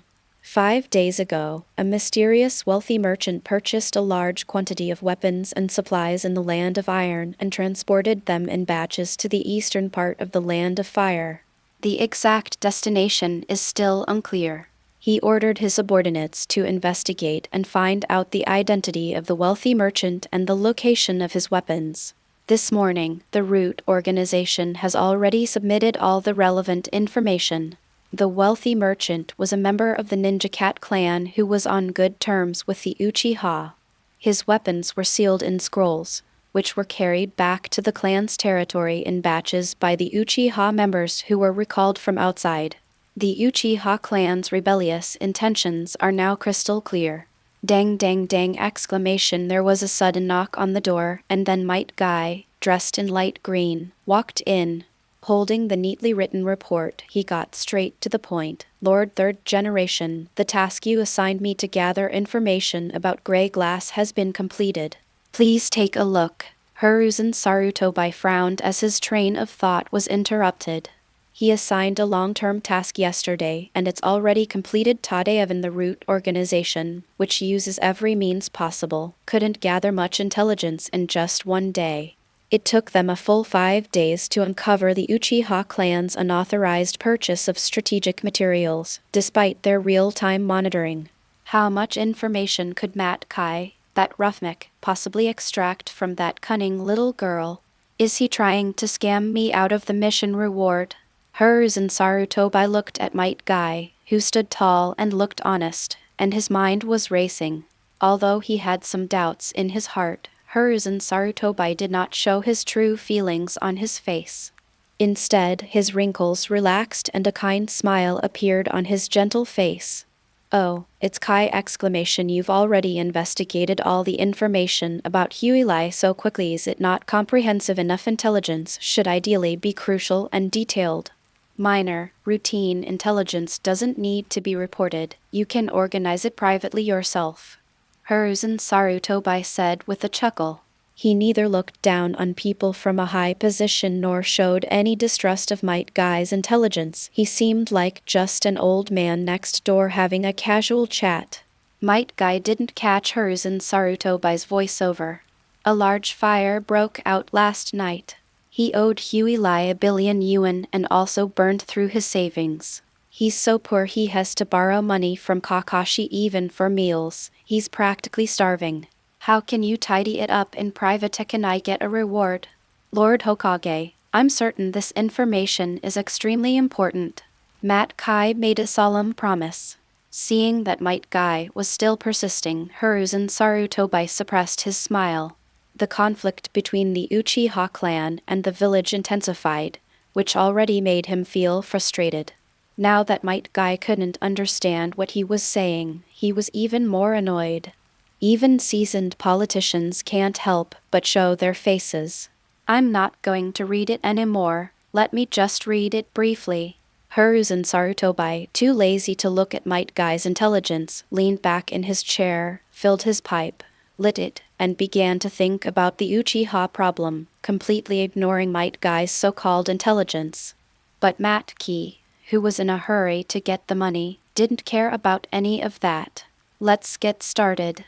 End of this chapter. Chapter 59, Attitude Change. Chapter 59, Attitude Change. Can Fugaku Uchiha still suppress the Uchiha clan? Maybe we should ask Itachi to do some ideological work. Clap clap clap. Hiruzen Sarutobi puffed on his pipe, his thoughts already drifting far away. Might Guy began his report. Yesterday, Ash Blossom used test strips to test her chakra attributes at the Ninja Tool Hall, and she was born with all 5 chakra attributes if the Uchiha Rebels. The root organization also possesses all 5 chakra natures 5. What root possesses all the necessary properties? Hiruzen Sarutobai's mind went blank for a moment before he suddenly snapped back to reality. Who possesses all 5 chakra natures? Gray glass. Matt Kai answered matter-of-factly. Knowing only taijutsu, he didn't understand much about chakra nature transformation. He only knew that this talent was quite rare, and that only the 3rd Hokage and Kakashi probably possessed it in the entire Hidden Leaf village. The roughneck Might Guy had no idea how valuable the 5 attributes were, but Hiruzen Sarutobi knew all too well. In ninja battles, elemental advantages and disadvantages have always been a crucial factor. Countless examples exist of ninjas achieving victory against stronger opponents by leveraging elemental advantages and disadvantages. It possesses all 5 attributes. This means that regardless of the opponent's attributes, a restraining relationship can be formed. Kakashi is like that. Although he is not outstanding in any particular aspect, he can always hold his own against his opponents by being well-rounded. He went a step further, combining the 5 attributes to form a powerful combination escape technique. Even without a bloodline limit, he still ranks among the top of the 5 cage. It can be said that having all 5 attributes is a special physique that is no weaker than a bloodline limit. If you add Gray's water release technique without seal, then it becomes a pseudo-dual bloodline limit. She can't possibly unleash the other 4 attributes without using seals, can she? That's too scary. If she has enough chakra, wouldn't she be a super turret all by herself? Hiruzen Sarutobi quickly made the connection. The more I think about it, the more likely it seems. His body, which had been slouching in the chair, gradually straightened up as he addressed Matt Key. Continue. Seeing that the payment seemed to be arriving soon, Might Guy didn't delay. I learned the Konoha fist style this morning, and my taijutsu is very strong. Wait a minute. The unprofessional intelligence operative Might Guy was interrupted again by Hiruzen Sarutobi. How strong is extremely strong? Might Guy thought for a moment. He is stronger than me, his speed is unknown, and his physical strength is far superior to mine.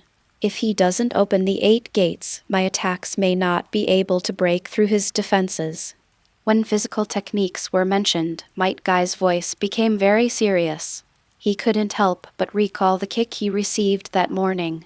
The full-force Konoha whirlwind was easily blocked by Hai Lai with her forearm. He himself was numb from the recoil, but she was completely unaffected. Its small body is extremely sturdy and heavy, as if it were made of steel bars wrapped in cement, so solid that it seems inhuman. Is his physical fitness that strong too? Hiruzen Sarutobi temporarily put aside the information about the Uchiha clan and focused all his attention on Kairi.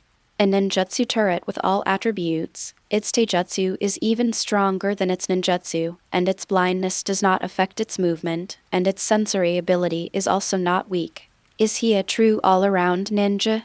Hiruzen Sarutobi became completely interested.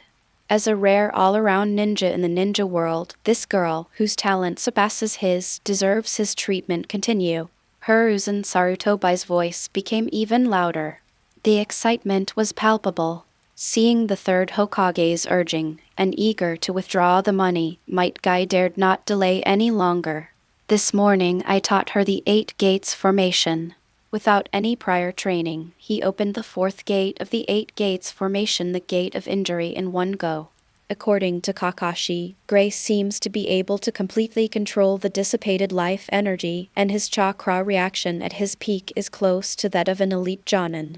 However, I suspect she still has some energy left. Silence. The office suddenly fell silent.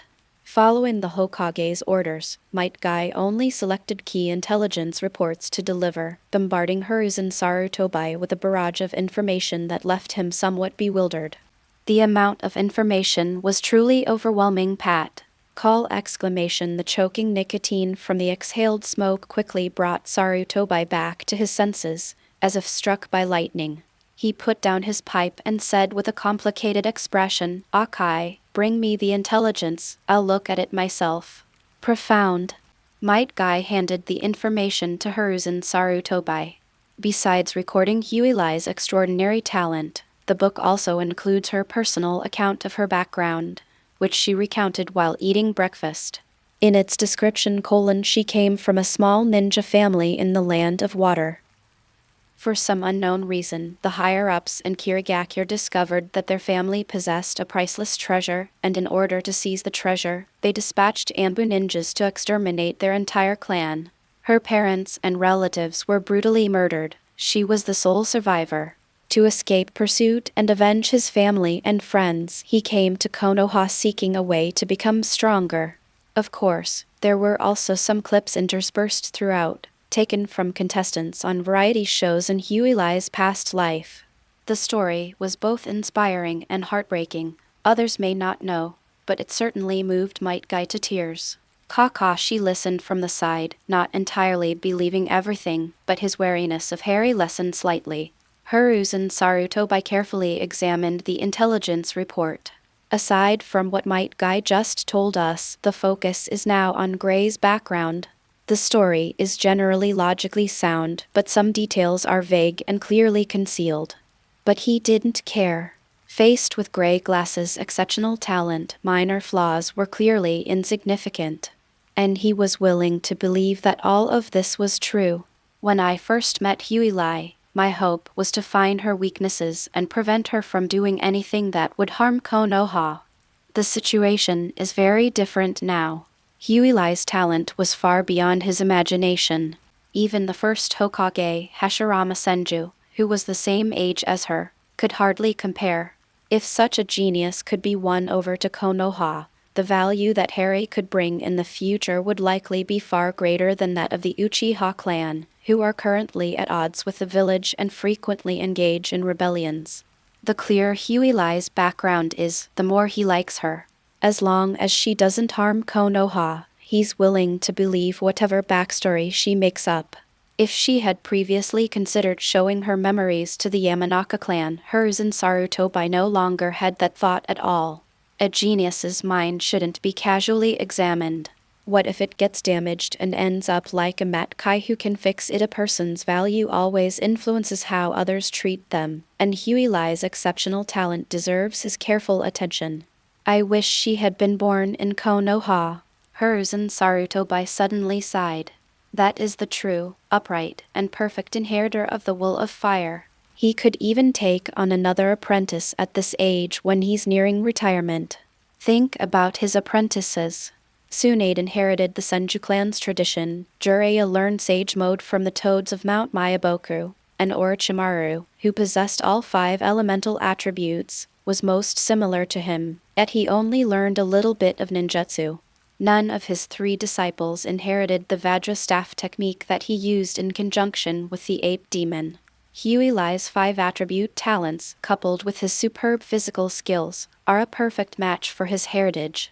The more I think about it, the more regrettable it seems.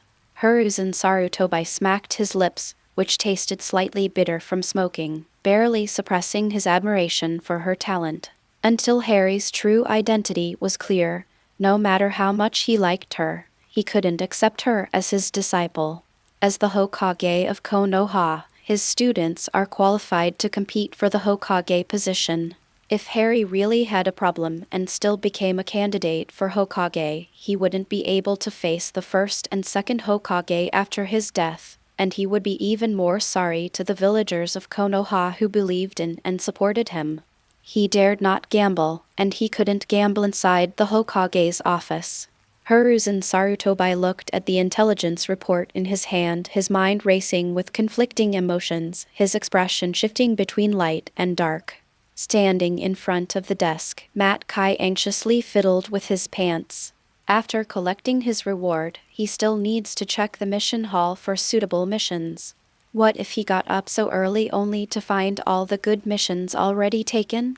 Looking at Hiruzen Sarutobi's old face, which was twisted with endless confusion, as if he were struggling with some major life decision, Matt Kai's anxiety only deepened his confusion. No, is Konoha's finances really that bad right? No, we are you so conflicted about the reward for posting a task? End of this chapter. Chapter 60 The Idea of Reverse 8 Doors. Chapter 60 The Idea of Reverse 8 Gates. Matt Kai's mission reward was finally paid out. Since it was a long-term mission, the stingy Hiruzen Sarutobi only paid out 80,000 ryo as a phased mission reward. He also received a new mission from Hiruzen Sarutobi. The task of monitoring gray glass continues, while Might Guy, as her guardian, must constantly guide her thoughts and actions, and strengthen the will of fire. The reward was increased to 30. After accepting the mission, Might Guy skipped away. Because his morning exercise was delayed by Hyuga, he hadn't finished his workout plan this morning, so he started doing frog jumps directly from the Konoha Hokage building. Might Guy's idiotic behavior made Hiruzen Sarutobi scratch his face. I don't know if letting him guide Hyuga is a good thing or a bad thing. I hope that Gray can truly inherit Guy's will of fire, and only the will of fire. Wherever leaves dance in the air, fire will burn, the fire's shadow will illuminate the village, and then new leaves will sprout again. This is our will of fire. First year elite class. Standing on the podium, Hyuga passionately recounted the will of fire. The first class every morning is a political history class. It tells the history of Konoha village and instills the values of the will of fire in the students. It is the only ideological education class.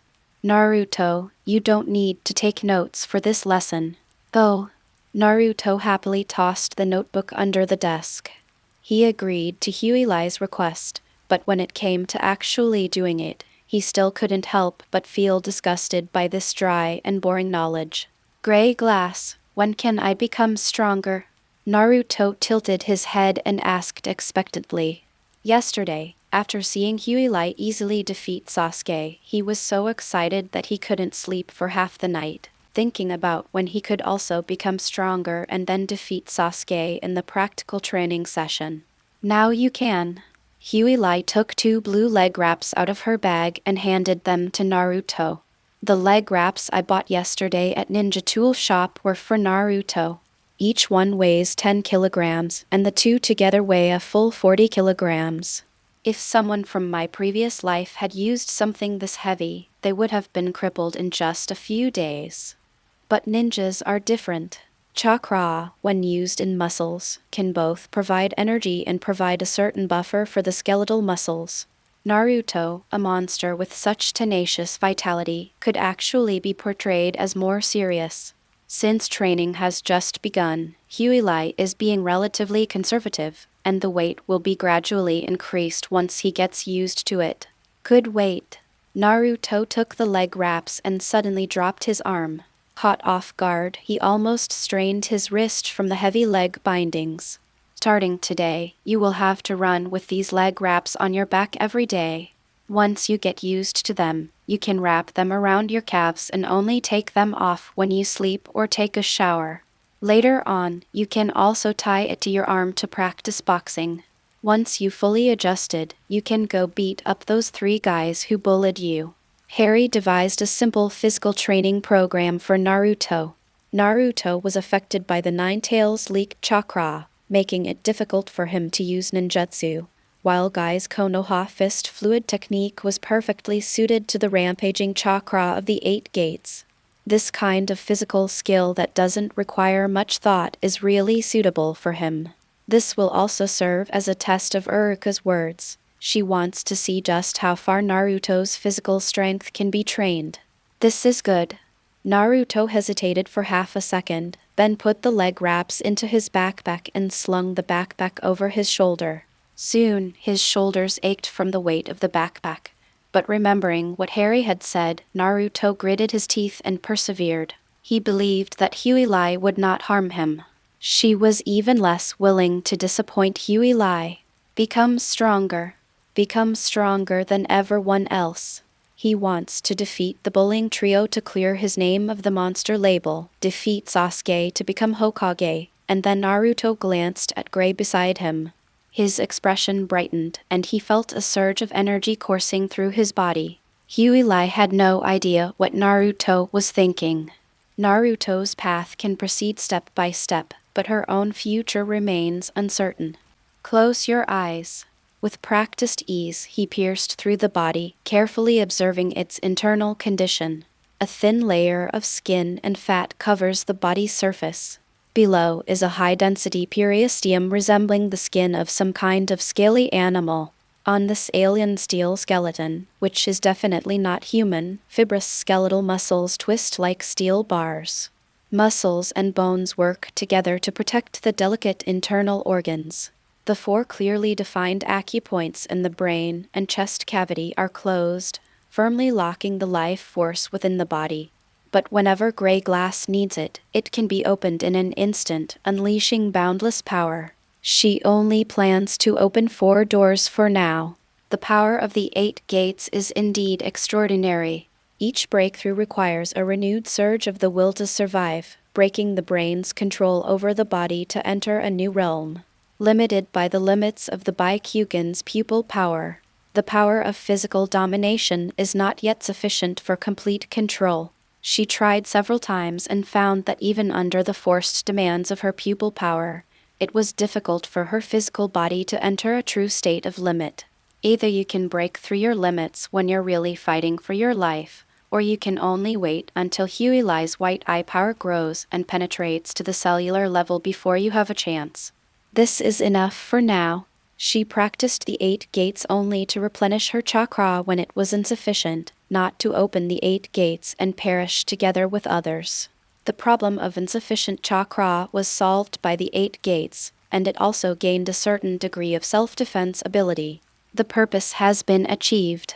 Before her life force runs out, she can now recklessly increase her strength without worrying about hitting a bottleneck. However, it inspires us with insights into the power of life through the 8 gates formation. Huey suddenly had a new idea.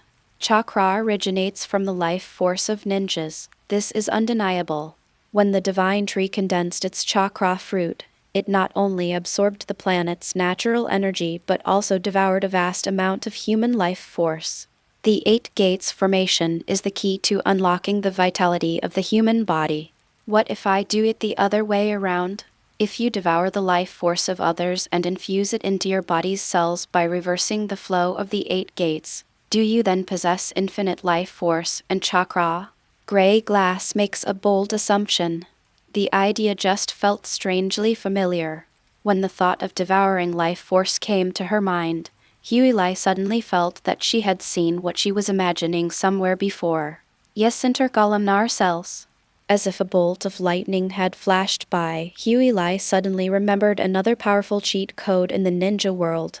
The effects of Hashirama cells, healing and emergency care, balancing the Sharingan, restoring the main Jikaiou Sharingan's power, using wood release, and enhancing physical constitution. The vibrant Hashirama cells are practically omnipotent. Rumor has it that Hashirama cells possess an infinite vitality, similar to cancer cells, and can continuously devour normal cells and multiply indefinitely. This ability is very similar to the reverse 8 gates envisioned by Huey. No wonder Hashirama Senju was so powerful. His wood release technique may not only absorb chakra, but also life force. When Hashirama Senju and Madara Uchiha quelled the war, he absorbed the life force of countless ninjas, and with Ashura's sage body, even his cells underwent a terrifying mutation. Even after being dead for so many years, the cells are still alive. Even after someone else has the transplanted face, it will grow a face resembling Hashirama Senju on their body, seemingly trying to revive its owner. The more Huey thought about it, the more she realized it made sense. Hashirama Senju's vigorous life force was clearly abnormal. Naruto has the sage body of the Uzumaki clan and is also the reincarnation of Ashura. So why don't his cells have the same abnormal abilities as Hashirama Senju? If her guess is correct, so, if she cultivates the reverse 8 gates and devours the life force of others, is it possible for her to cultivate a celestial body later in life without needing to transplant Hashirama's cells? Thinking of the power of the immortal body, Huey felt a surge of excitement. When she arrived in Konoha, she could see the large forest at the entrance of the village. That was created by Hashirama Senju with a single ninjutsu. Even Haley couldn't imagine how much chakra it would take to create a forest of that size. Without external life force replenishment, she doesn't know if she can reach that level even with all 8 gates open. If the reverse 8 gates technique is successfully developed, it should be her most important pillar-level secret technique in the future. End of this chapter. Alright legends, that's it for today. If you're ready for the next chapter, smash that like button and flood the comments right now. Remember, we've got 3 days to prove this story needs to continue. Subscribe so you don't miss the drop, and I'll meet you in the next audiobook.